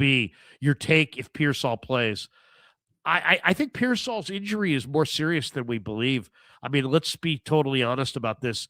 Yes, am I frustrated that Ricky's not out there? Yes. But do I think he's janking it? No. I think that PCL injury is a hard injury to come back from. They need to represent his status a little bit better than the team is doing him no favors. Right. Well, I think they're hoping that, that he could get out there. But you know what? Last week when people were like, he was running routes, there was a report, David, one day that I was there, right there for the entire thing. And people were like, yeah, he was there running routes. And I'm like, dude, that's not routes. He was on the sidelines in warm-up, jogging up and down, straight and back. There was no routes at all. No routes. And yet people are like, he was running routes. I heard it. I saw it. Somebody tweeted it. I'm like, well, those people are lying because he wasn't running routes. So, and think about it this way. Whoever tweeted he was running routes, you probably should unfollow them. Why? Because if he was running routes on Tuesday and Wednesday in Santa Clara, then why couldn't he get out there for the game on the weekend? He wasn't running routes. So that I think there's people that are misreporting his status during the week, and then the expectations rise. And the reality was he can't cut on that thing. He's jogging. This is a tough guy. I don't believe that Ricky is soft. I really don't. I think Ricky wants it and is a good guy and a good player. Well, a couple weeks ago, you were leading the Ricky soft parade. No. I think Ricky.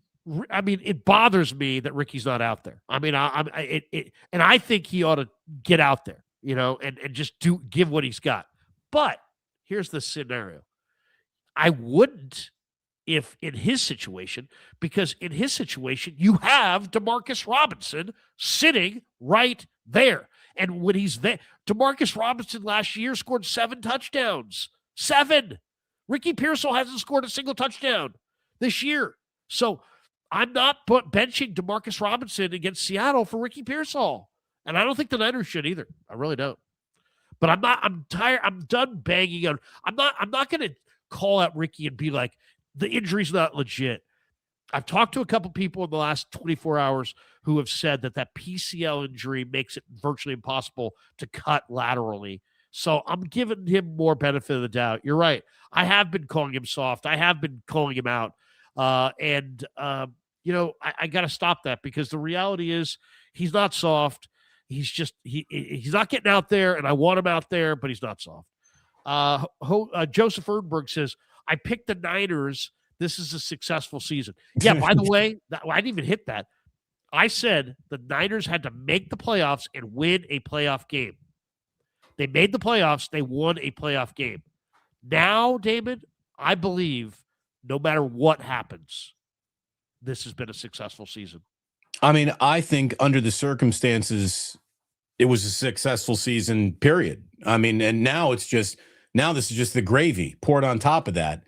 So, yeah, I mean, I'm impressed by this year. I thought it was a remarkable year for Shanahan. I know that everybody sort of came off of that talking point after the embarrassing loss to Seattle, but I think everyone should be back on that talking point after that win in Philadelphia. And look, they could have still lost that game.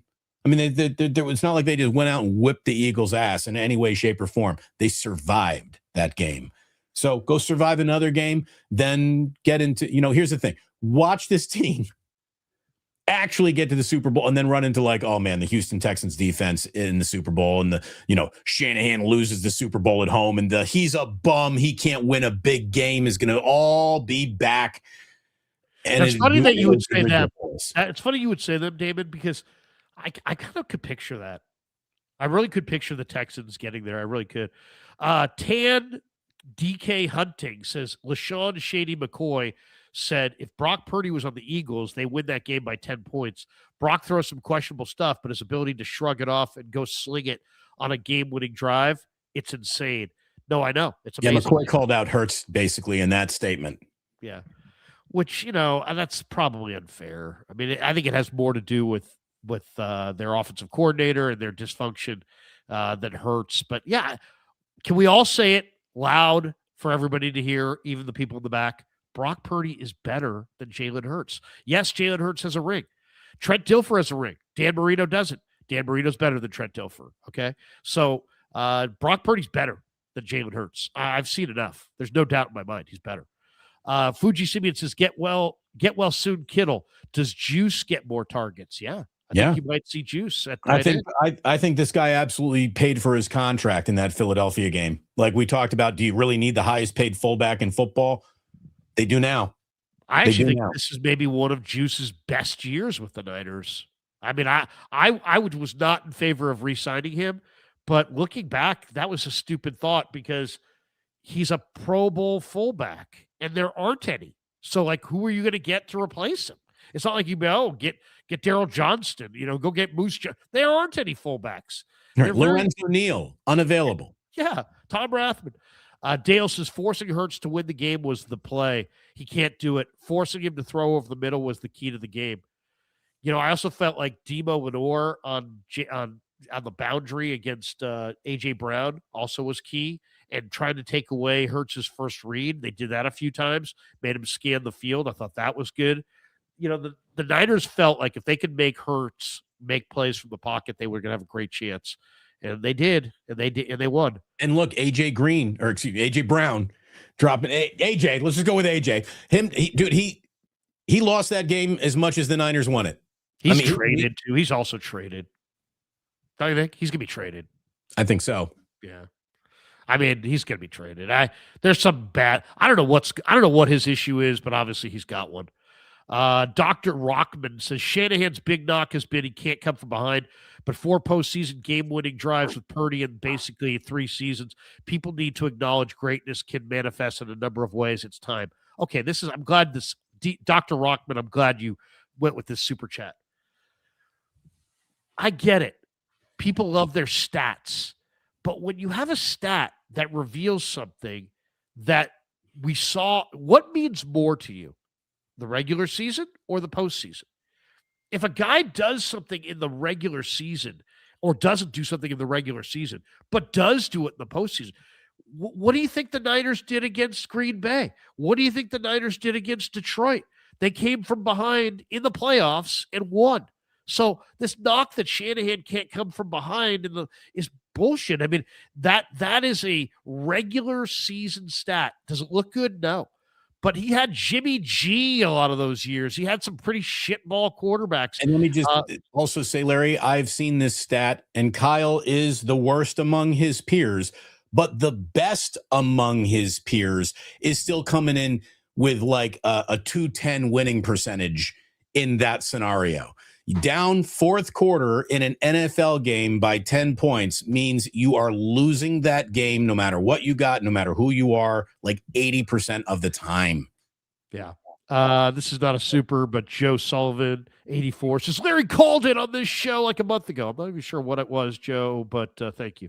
Dale says, why didn't Hurts run the effing ball? Yeah, I mean, I was surprised that Hurts didn't run more often. Very odd. And by the way, just to get back to like criticism and hand selecting numbers, let's hand select this number. Bill Walsh and George Seifert have won 10 playoff games each. Each of them has won 10 games. Walsh has the slightly higher winning percentage because Walsh went 10-4. Seifert went 10-5. Kyle Shanahan is 9-4. He is the third winningest postseason coach in franchise history behind 2 guys who are Hall of Famers. And he is the third winningest coach in regular season history behind, one guy is arguably as great a head coach that has ever breathed. And Seifert is the other guy, and no one's got anything bad to say about him. So, I mean, we've seen other good coaches come through here and have no shot of any modicum of success that Shanahan has had. Someone's like, the Niners are bums. Shanahan's a bum. Since 2019, the 49ers have the 4th highest winning percentage in football. Someone's like, the 49ers are trash. No, they're not. No, they're not. Who's ever feeding you information? That's the trash man in this equation. Haven't won a Super Bowl. Sure, but 4th highest winning percentage since 2019. And if you're saying that doesn't mean anything to me, then pick another sport, dude. Pick another. You don't know what you're talking about. I mean, once again, if the Niners fired Shanahan today, he'd have another job before lunch. Look at it this way. He would have more offers than John Harbaugh. Yes. The guys who made offers to John Harbaugh would recant those offers and offer it to Shanahan. Gizmo Maltese, will Nick Martin play? How bad can he be? It's not that he's bad. He's going to be a player. I mean, D. Winters didn't do anything as a rookie. There are guys that don't do anything as rookies. Nick Martin is on the IR. I mean, here's the thing. Maybe he's they not coming clear back. Practice window, but I don't think so. It's over. Yeah, he's not. I mean, no. Though I do believe he could come back for the Seattle game. So as far as the practice squad duration, that he has to be. You have to be in the practice squad a certain amount of time. This time now has elapsed, so he could, in theory, if they wanted to, activate him for the Seattle game. So it will be a question that will be asked this week. I guarantee you. D-Lo says, y'all said the Niners had one big performance in them. I was saying that all week. Was that it? Yes, I do believe it is. Did they leave meat on the bone, or am I coping? What's that? Coping? Am I coping by hoping they owe us another best performance of the season? Could it come Seattle Sunday? Well, first of all, they're playing Saturday in Seattle, which, again, just the league doing this game no favors. I think they have a shot. I think they got a shot. Larry, they can beat any division opponent can beat any division opponent, period. And it's just how it goes. They have a shot in Seattle. Is it a great shot? No, it's not a great shot, but they got a shot in Seattle. Of course they do. Yep. I totally agree. They have a shot. It's not a great shot, but they have a definite shot. They played the team twice. They're 1-1. That screams got a shot to me. Well, not only that, they've played this offense that they're going against twice, and both times they allowed 13 points. Robert Saleh, if his defense allows 13 points, do you think the Niners are going to win? If the 49ers give up 13 points in Seattle, they will win in Seattle on Saturday. Book it. D-Lo says also, throw Damon some supers. Thanks. All right, D-Lo. Here we go. Fuji says clock management and hurry up offense need to improve. Yeah. Oh, God. Yeah. And the timeouts. I mean, the Niners took terrible timeouts. The timeout usage, the end of the clock, the end of the first half. It was atrocious. They wasted 2-minute drill. JJ made mistakes. Kyle made mistakes. Purdy made mistakes. I mean, it was really tough to watch. I mean, if they had lost this game, man, that would have been rough. We got this one. Is Jake Tonjes our tight end one next year? Well, he is for the moment. Leader in the clubhouse. Yeah, I mean, he's going to have to get stronger if he's going to be tight end one, that's for sure. But he's a hell of a player. A Soulful Sound Station. This postseason reminds me of 2021 when we blocked the punt at Green Bay. That was a Jordan Willis deal. Then we were a tart interception away from the Super Bowl. Stopped the run. Brock Purdy, no picks, and we beat Seattle. And here's the thing. The Darnold mistake is coming. It didn't come in the week 18-7 or the week 17 game. It didn't happen then. But he almost fumbled and put one on the ground, and it was somewhat, was it Yetur Gross? By the way, Yetur Gross-Matos played well yesterday. He did. Did he? He did. Yes. He played defensive end a lot, huh? Yes. He played out of position, and he gave his all, man. That guy didn't mail that one in. I'll give him that much. Good.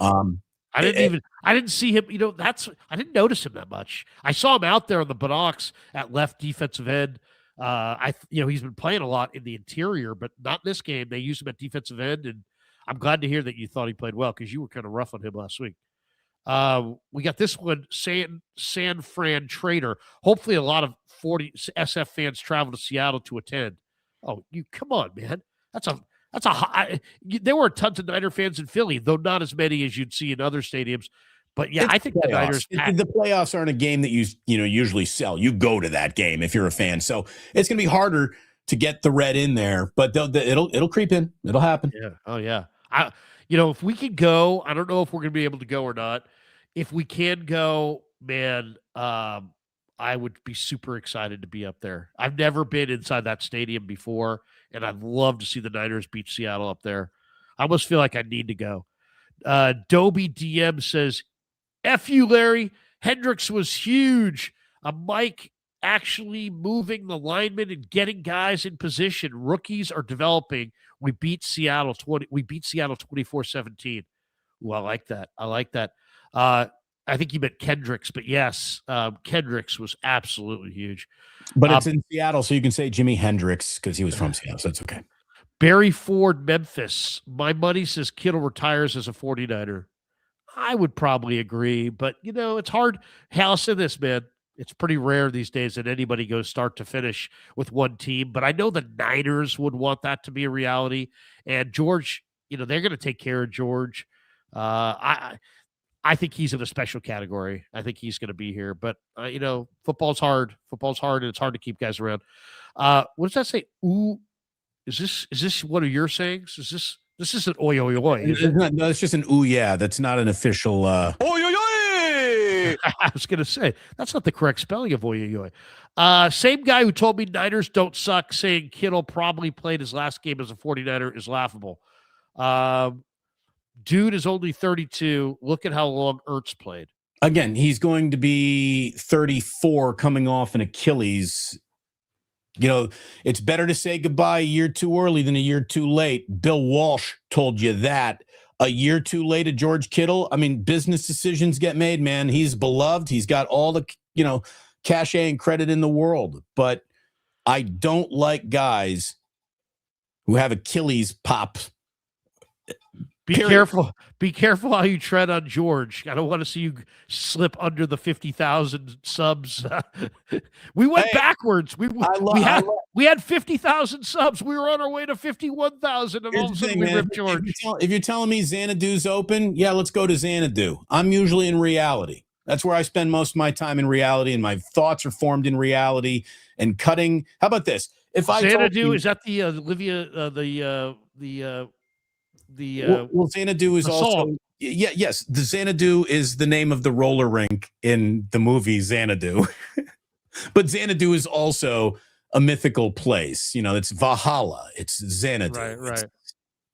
No, I get and that. Look, I'm just saying, how about this? Let's take George Kittle's name out of it. How much do you think you're going to get out of a guy with a popped Achilles at the age of 34? If you think the answer is a lot. He's a great blocker. So, I mean, I hear you, but this isn't Colston Loveland. This is a great blocker. By the way, how great was Colston Loveland? First of all, you wish you had Colston Loveland. He was pretty fucking good, man.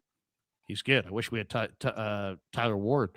Barry Ford, Memphis. Kittle has tons of commercial endorsements and will be a great broadcaster. He'll be just fine as a forever 49er. I mean, that's the thing, too. He could go to the WWE. The guy, wherever he wants to take his career, he can take it there. George Kittle can make more money in one broadcaster contract than he made in his last contract with the Niners, the way the broadcaster's getting paid these days.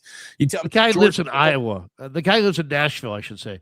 You know how much money, how big of spread you could buy in Nashville for reasonable He's already money? got it. Yeah, he's good. He's got a barn that he converted into a freaking workout room. Yeah, George is going to be just fine. Blue Blood Sports TV says the unfortunate truth is we need to put heavy efforts to sign Kyle Pitts now with George Kittle's terrible injury. We'll see. We'll take a look at that thing. But I saw the free agent list of tight ends, and Pitts was on there, and I'm like, man, Pitts would be nice. Lyle Bolliard, it's bullshit that the 49ers got screwed on another short week. Now this week we need Pearsall. Yeah, well, we'll see. Hey, look, I don't like to just talk like, here's a cron headline that I saw, like dumb local newscasters will be like, rest versus rust. Maybe a little rust does help the 49ers. They're playing, keeping their dreams alive football. It's been a long time since the Seahawks have played a football game. That can be no bueno for some football teams. Jack Parada's in the house. He says, I couldn't agree with you more or agree more with you on that Ayuk take. What's that? Payaso? I don't know what that means. I don't know what that means. I try not to say words. I don't know what they mean. Barry Ford, Memphis, but thank you for that, Jack Parada. Larry, Airbnb is our preferred lodging choice. Is a Spanish word for clown. There you go. It's usually used colloquially as a foolish or goofy person. So there you go. There you go. We learned something today, Larry. Hey, Barry Ford, Memphis, Larry, Airbnb is our preferred lodging choice too. Yeah, it has to do with my snoring. Kev doesn't want to, we gotta get 2 rooms and the whole deal. Actually, I kind of like the Airbnb situation. We found 2 amazing Airbnbs, one in New Orleans and one here in Philly, and I'm really good, really very happy with it. We got this one, Fuji, Larry, January 16th, SI versus SH in the Bruce Mahoney game. Do I need to say it? SH, you're phony. We got the Bruce Mahoney. We are SI. Do we? Hey, you, there's nothing you can do. I said you just can't stop that cat machine. We're coming for you, SH. Someday you'll work for us. Jesse said, Kyle is a great coach, but I don't want him to be a Marv Levy. I just remember Tom Sula and Chip Kelly, Mike Singletary. He doesn't want him to be like never win. I get you. Yeah. But just the fact that you had Tom Sula and Chip Kelly before him and Singletary probably should be motivation to not dump him. By the way, we got to take Tom Sula off that list. He was a better coach than Mike Singletary or Chip Kelly. He really was. Well, yeah, I mean, Tom Sewell's a position coach. It would be like if you took Chris Kasarik and you made him the head coach. I mean, and it wasn't successful. Would he be a shitty coach? No, he's a great coach. He's a great D-line coach. He's not a great head coach, but he's a great D-line coach. Roku said Brad dropped a video of Fred moving good on Instagram. Okay, I'll look for it. Moving well, thank you. We paid Dion in cash, became a YouTube member. A little clap there.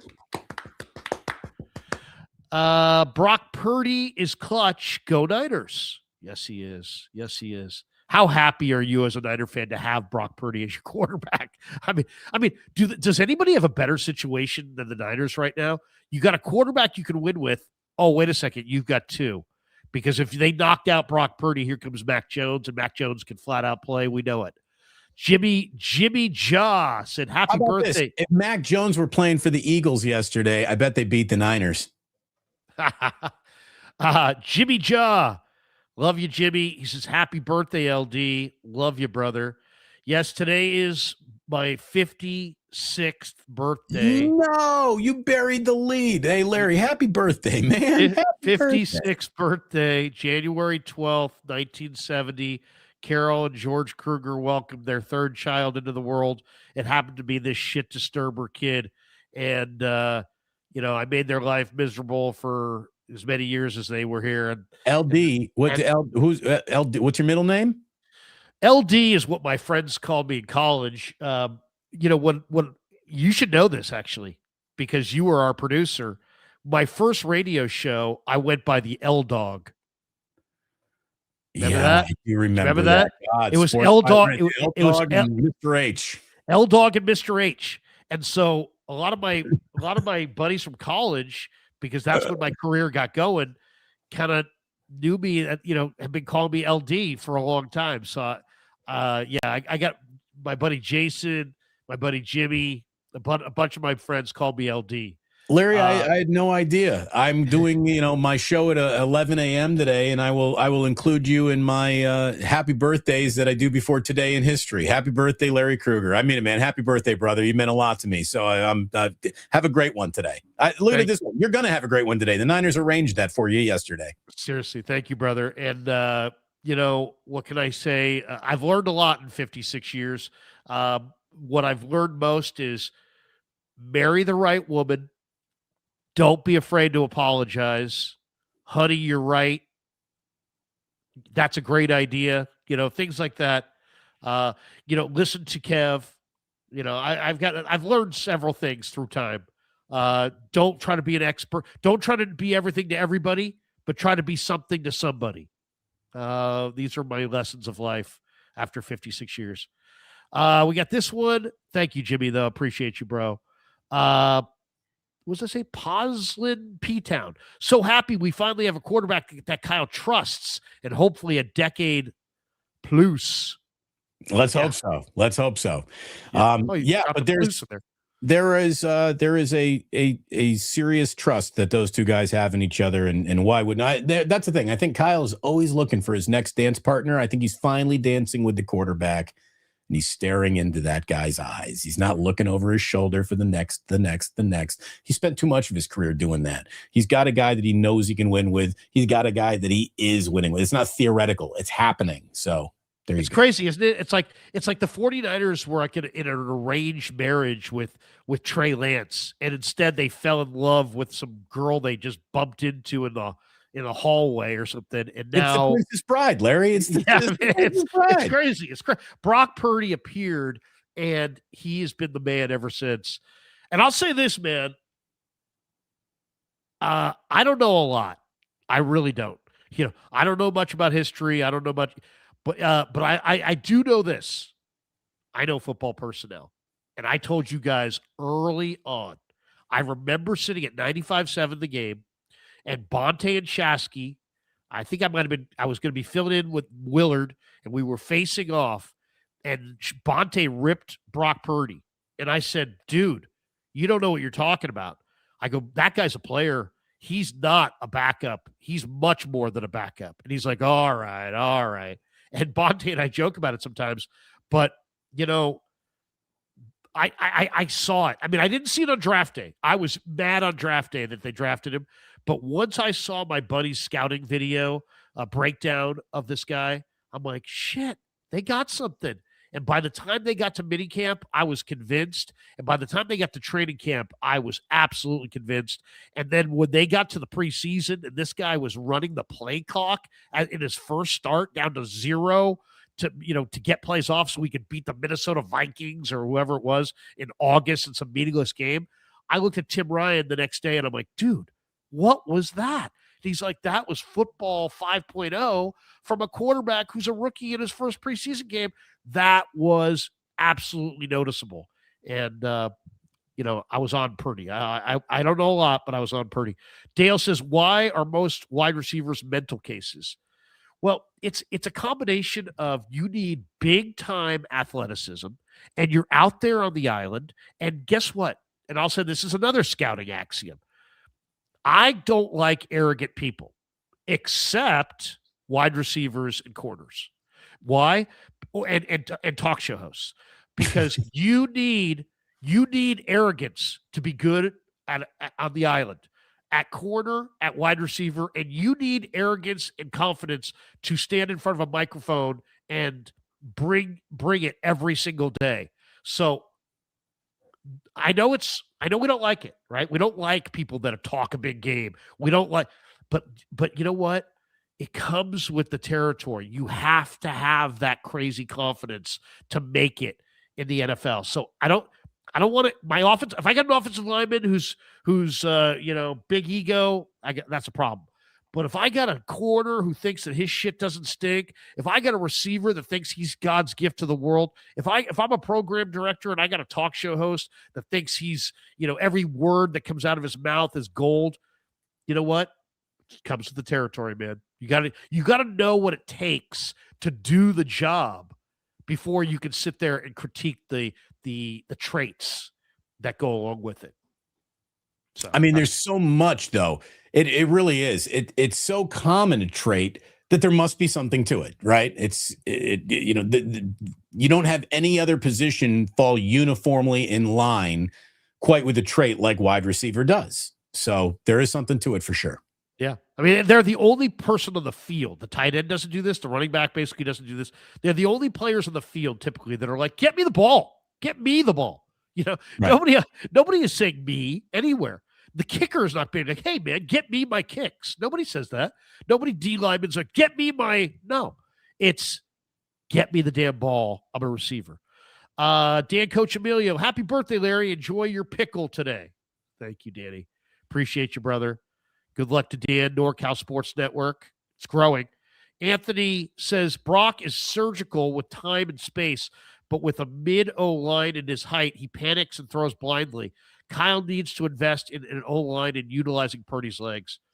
Yeah, there's no question. The Niners need to build that fortress. Imagine how good Brock Purdy would be if he did have a big, dominant line in front of him. And they just opened up running lanes for his running back all day long. Never forget, the running back, quarterback's best friend is that running back. If he had to do what Jalen Hurts had to do last year, he would have won the Super Bowl. If the Niners could build up their defense, special teams, and O-line, Brock Purdy was going to win you multiple rings. I really believe Brock that. Purdy behind Detroit's offensive line. Yeah. Bet you they win that NFC title game in San Francisco. Yeah. Anthony says Brock is – oh, we got that one. Just did it. We just did that one. Let me move down. We got a lot of these today. By the way, I love how you said, Damon, you're going to read them. I read one, and then you just took over. Well, we need to get a pace going here. I know. Yeah. Mark Gravy Graves. Happy birthday, Mr. Pig and a Pickle Kruger. Thank you, Mark. We're coming to spring training. Somehow, some way, I'm going to be out there. Dale says, some Niner fans forget the dark days. Erickson, Nolan, Singletary, Tom Sula, Kelly. They were the worst. I know. Yeah, seriously. When you're on top, that's what happens. People forget how bad things were. You know, you'll remember if all of a sudden Kyle Shanahan's gone.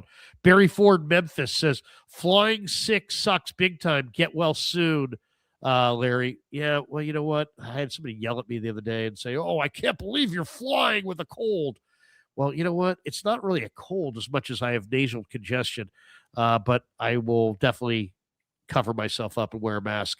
Fuji Simeons and Seahawks organization trying to crack down on ticket holders from selling tickets for the playoff games, as there are as many 49er fans live in Seattle. Oh, yeah, there's a lot of Niner fans. I know the Niner fans will find their way in. Awestruck says, hey, I'm awestruck. There you go. Sprinkle. Yeah. Ricky McCullough says, man, we got to revoke Bruce's license. Horrible analysis. Why would we move off of our GOAT tight end? It was a controversial take. I will say that. Once again, you got to have confidence to do these jobs because we do take bold takes. I don't necessarily agree with that one, but I do understand what Damon's saying. There's going to be a distinct dividing line between Kittle's career and his second part of his career that's going to be separated by this devastating injury and age. And I agree with Damon on that. I don't think George is going to come back as the all-world multi-purpose tight end. He probably comes back as more of a blocking tight end and less of a receiver. But you know what? I still think that it really comes down to Jed loves him. Did you hear this? Everybody loves him. You know who everybody also loved? Joe Montana. They traded him. Yeah, because he asked to be traded. He asked to be traded. He would never have been traded unless he asked to be traded. That was an emotional moment for Eddie D. I've talked to Eddie D about it. He would not have been traded unless he asked to be traded.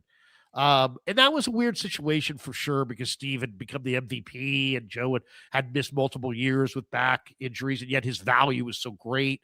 I mean, it's kind of like if I don't want to even say it. I was going to say if Brock Purdy was hurt or something. I wouldn't even get into that kind of thing. But basically, there was an anecdote last night, supposedly, and did you hear this? Maybe you didn't hear this.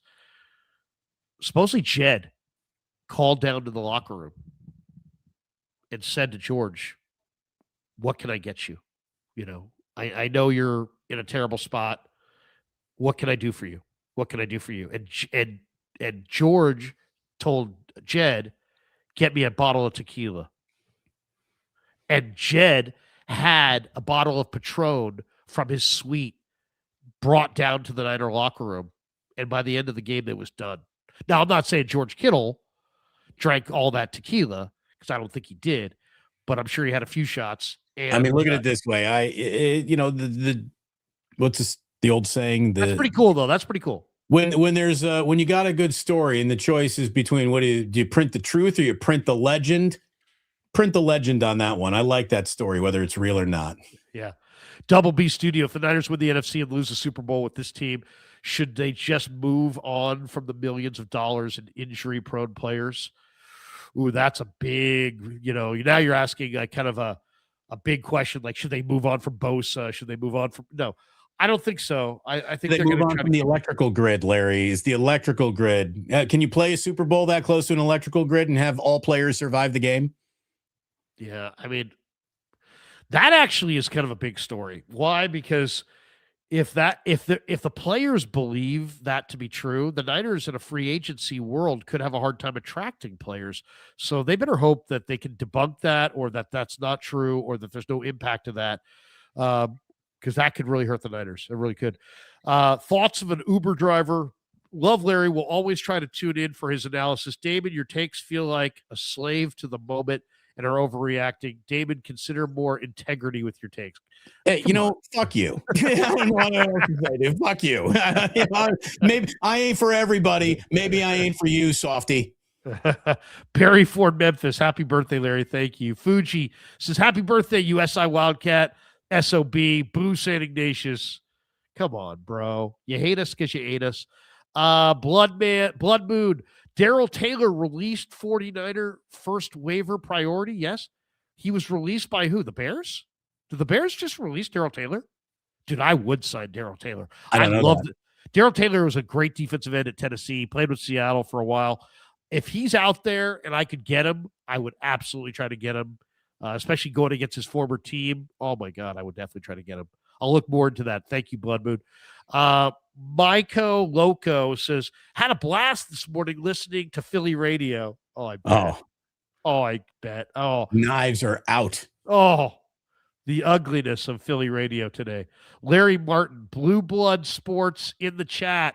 Check out this coverage. He's great. Okay. Now we got people pumping other people. Niner Mafia. Happy birthday, Larry. Have a great one. Also, the one who reported Ricky running routes was David Lombardi. I was watching him when he said that. Yeah, there were no routes run. Not that I saw, or if you want to call it routes, it looked like jogging up and down to me. I saw no routes the day I was there, and that was the day that I read that as well. I was like, I didn't see any routes. Paul Glass says, JJ was a higher quarterback prospect than Darnold and Lamar in high school. Wow. Barry Ford, Memphis. Larry, if you haven't already, try Afrin. Oh God, I've tried it. When I get back, I gotta see a ear, nose, and throat guy and just say, what the hell's going on? Double B Studio, hot take. Tonjes better than Kyle Pitts. Well, you know what? That's a hot take. He is for the price. There's no question about that. San Fran Trader, tickets start at $600. Do people not have to have rent to pay? Dude, it is. I will say this, and it's awesome. The Niners traveling is amazing, the fans, but it does make me wonder, how much do these people work, and how much money? Because I mean, it's several thousands of dollars to go Airbnb, flights, cabs, Ubers, restaurants. Hey, the cheapest get-in price for the national championship game is like $4,000. Whoa! And guess what? Are you going? Yes. You're going to Miami? Yes. Are you really? Yes. What's the spread? I'm taking Indiana. What's the spread? I didn't look at that. I don't care. I just want to beat my. I don't gamble on the Hoosiers. Dude, that was the easiest bet of the year, by the way, taking them over Oregon. Mm-hmm. That was I mean, I bet that, then I'm like, wait a second, I'm going to bet that again. Let's just say a little miracle came into my life last night. I'm going to the national championship game. Look at you. Look at you. I'm happy for you, man. Paul Glass says, showing love to Damon too. JJ for quarterback prospect. Okay. All right. That's going to do it for us. 61 supers on a day after show. Almost it's a big day 3,200 people watching live right now. First of all, I just want to say, this has been a great year. Damon and I have grown our channels. We've had a lot of fun. Wake Up has grown. I know lots of people, like it and look forward to it. And we like it, and we're going to keep bringing it to you. We got people watching on Twitter. We have people watching on Facebook. We have people watching on YouTube. We have almost 2,000 people watching on YouTube right now. So, and as I said, almost 3,200 people watching overall. So, hey, thank you to all who have supported us. We should thank you guys more, but, we try to mostly focus on the content. But no, seriously, we're, Bob Fitzgerald, we worked with in radio for years, used to have a saying, and his sign off, Damon, I had mine, which was Larry Krueger, often wrong, seldom in doubt. Damon had his, sports don't build character, they reveal it. They don't what? Sports don't build character, they reveal it. That's not mine. It's John Wooden, by the way. It's John Wooden. Yeah. Right. And mine's not mine either. And Fitz's was without you, and this is true. He's like, without you, I would be talking to myself. And that it really is true. Without the audience, we're sitting here just talking to ourselves. So thank you to everybody in the audience that supported us. And it doesn't end here. Our coverage of Niner football will continue. Our coverage of Bay Area sports will continue. And obviously we got more playoff games and hopefully a Super Bowl to come. Man, we are going to party on Super Bowl week, and then we're going to hit the offseason hard. and we're going to bring you lots of videos and lots of streams and lots of content. So keep My it parked favorite right thing here about on Wake sports- Up. My Yeah. favorite thing about sports is it goes to infinity. It never ends. It never ends in any direction. You can look at free agents. You can look at draft picks. You can look at signings. You can look at everything. It never ends. Sports just keeps going. It's the one thing that I can guarantee. This industry never ends.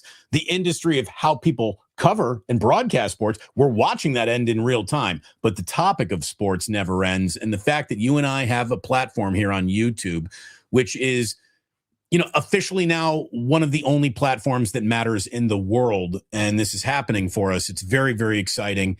And I do want to thank everyone. A huge part of Larry's audience has become a part of my audience and vice versa.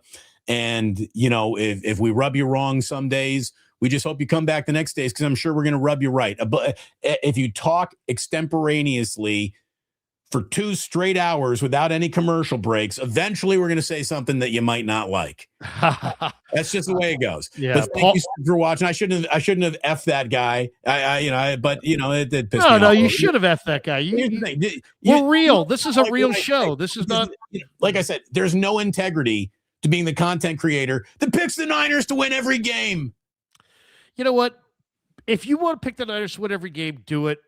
It's not what you pick, it's what you say to back up your pick. You know what I mean? It's like it's like high school math. It's not did you get the right answer? It's did you show your work? There you go. Paul Glass says, Larry, not fucking with you on JJ. Check 24/7 Sports. No, I hear you. I know. I wasn't questioning it. Khalil Adams says the linebacker play was outstanding. I really enjoyed watching Kendricks work within the defense. I did too. I mean, and I said to Kendricks in the postgame, I'm like, dude, you have played 16 games. He's an NFL starter. He's played 16 games much of his career. This is probably the freshest that Eric Kendricks has ever felt in early January or mid-January. And it's because he only played a handful of games. But guess what? Guess who benefits? The Niners. So I still fear Kendricks and Wallow on a fast surface being exploited in the pass game. I mean, here's the thing. He's 33 years old.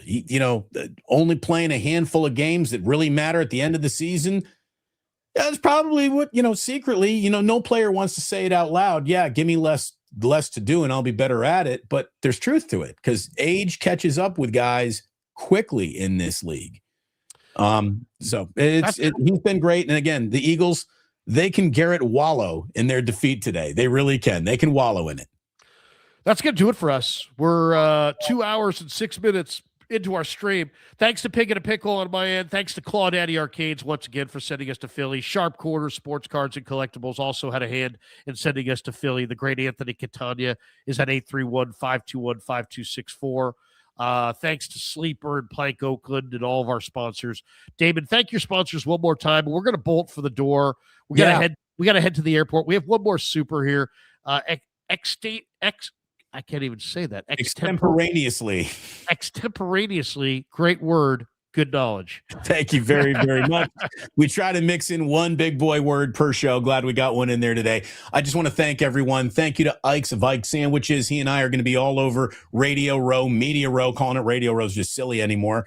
But we're looking forward to getting to each other and feeding a whole bunch of people during the Super Bowl. And when you're going out and you're looking for a real bar full of real San Franciscans in a real easy to get to because it's just off of a Muni train, get yourself to the Dubliner West portal. Love those guys. We want to thank Sleeper too, Larry. Sleeper is sponsoring both of our channels. I went belly up on my Sleeper bet yesterday. Never been happier to lose a bet than I was with the outcome of that game. So thanks to everyone for watching. Thanks to our sponsors and thanks to all of you for being a part of this. And the good news is the ride ain't over. On to Seattle.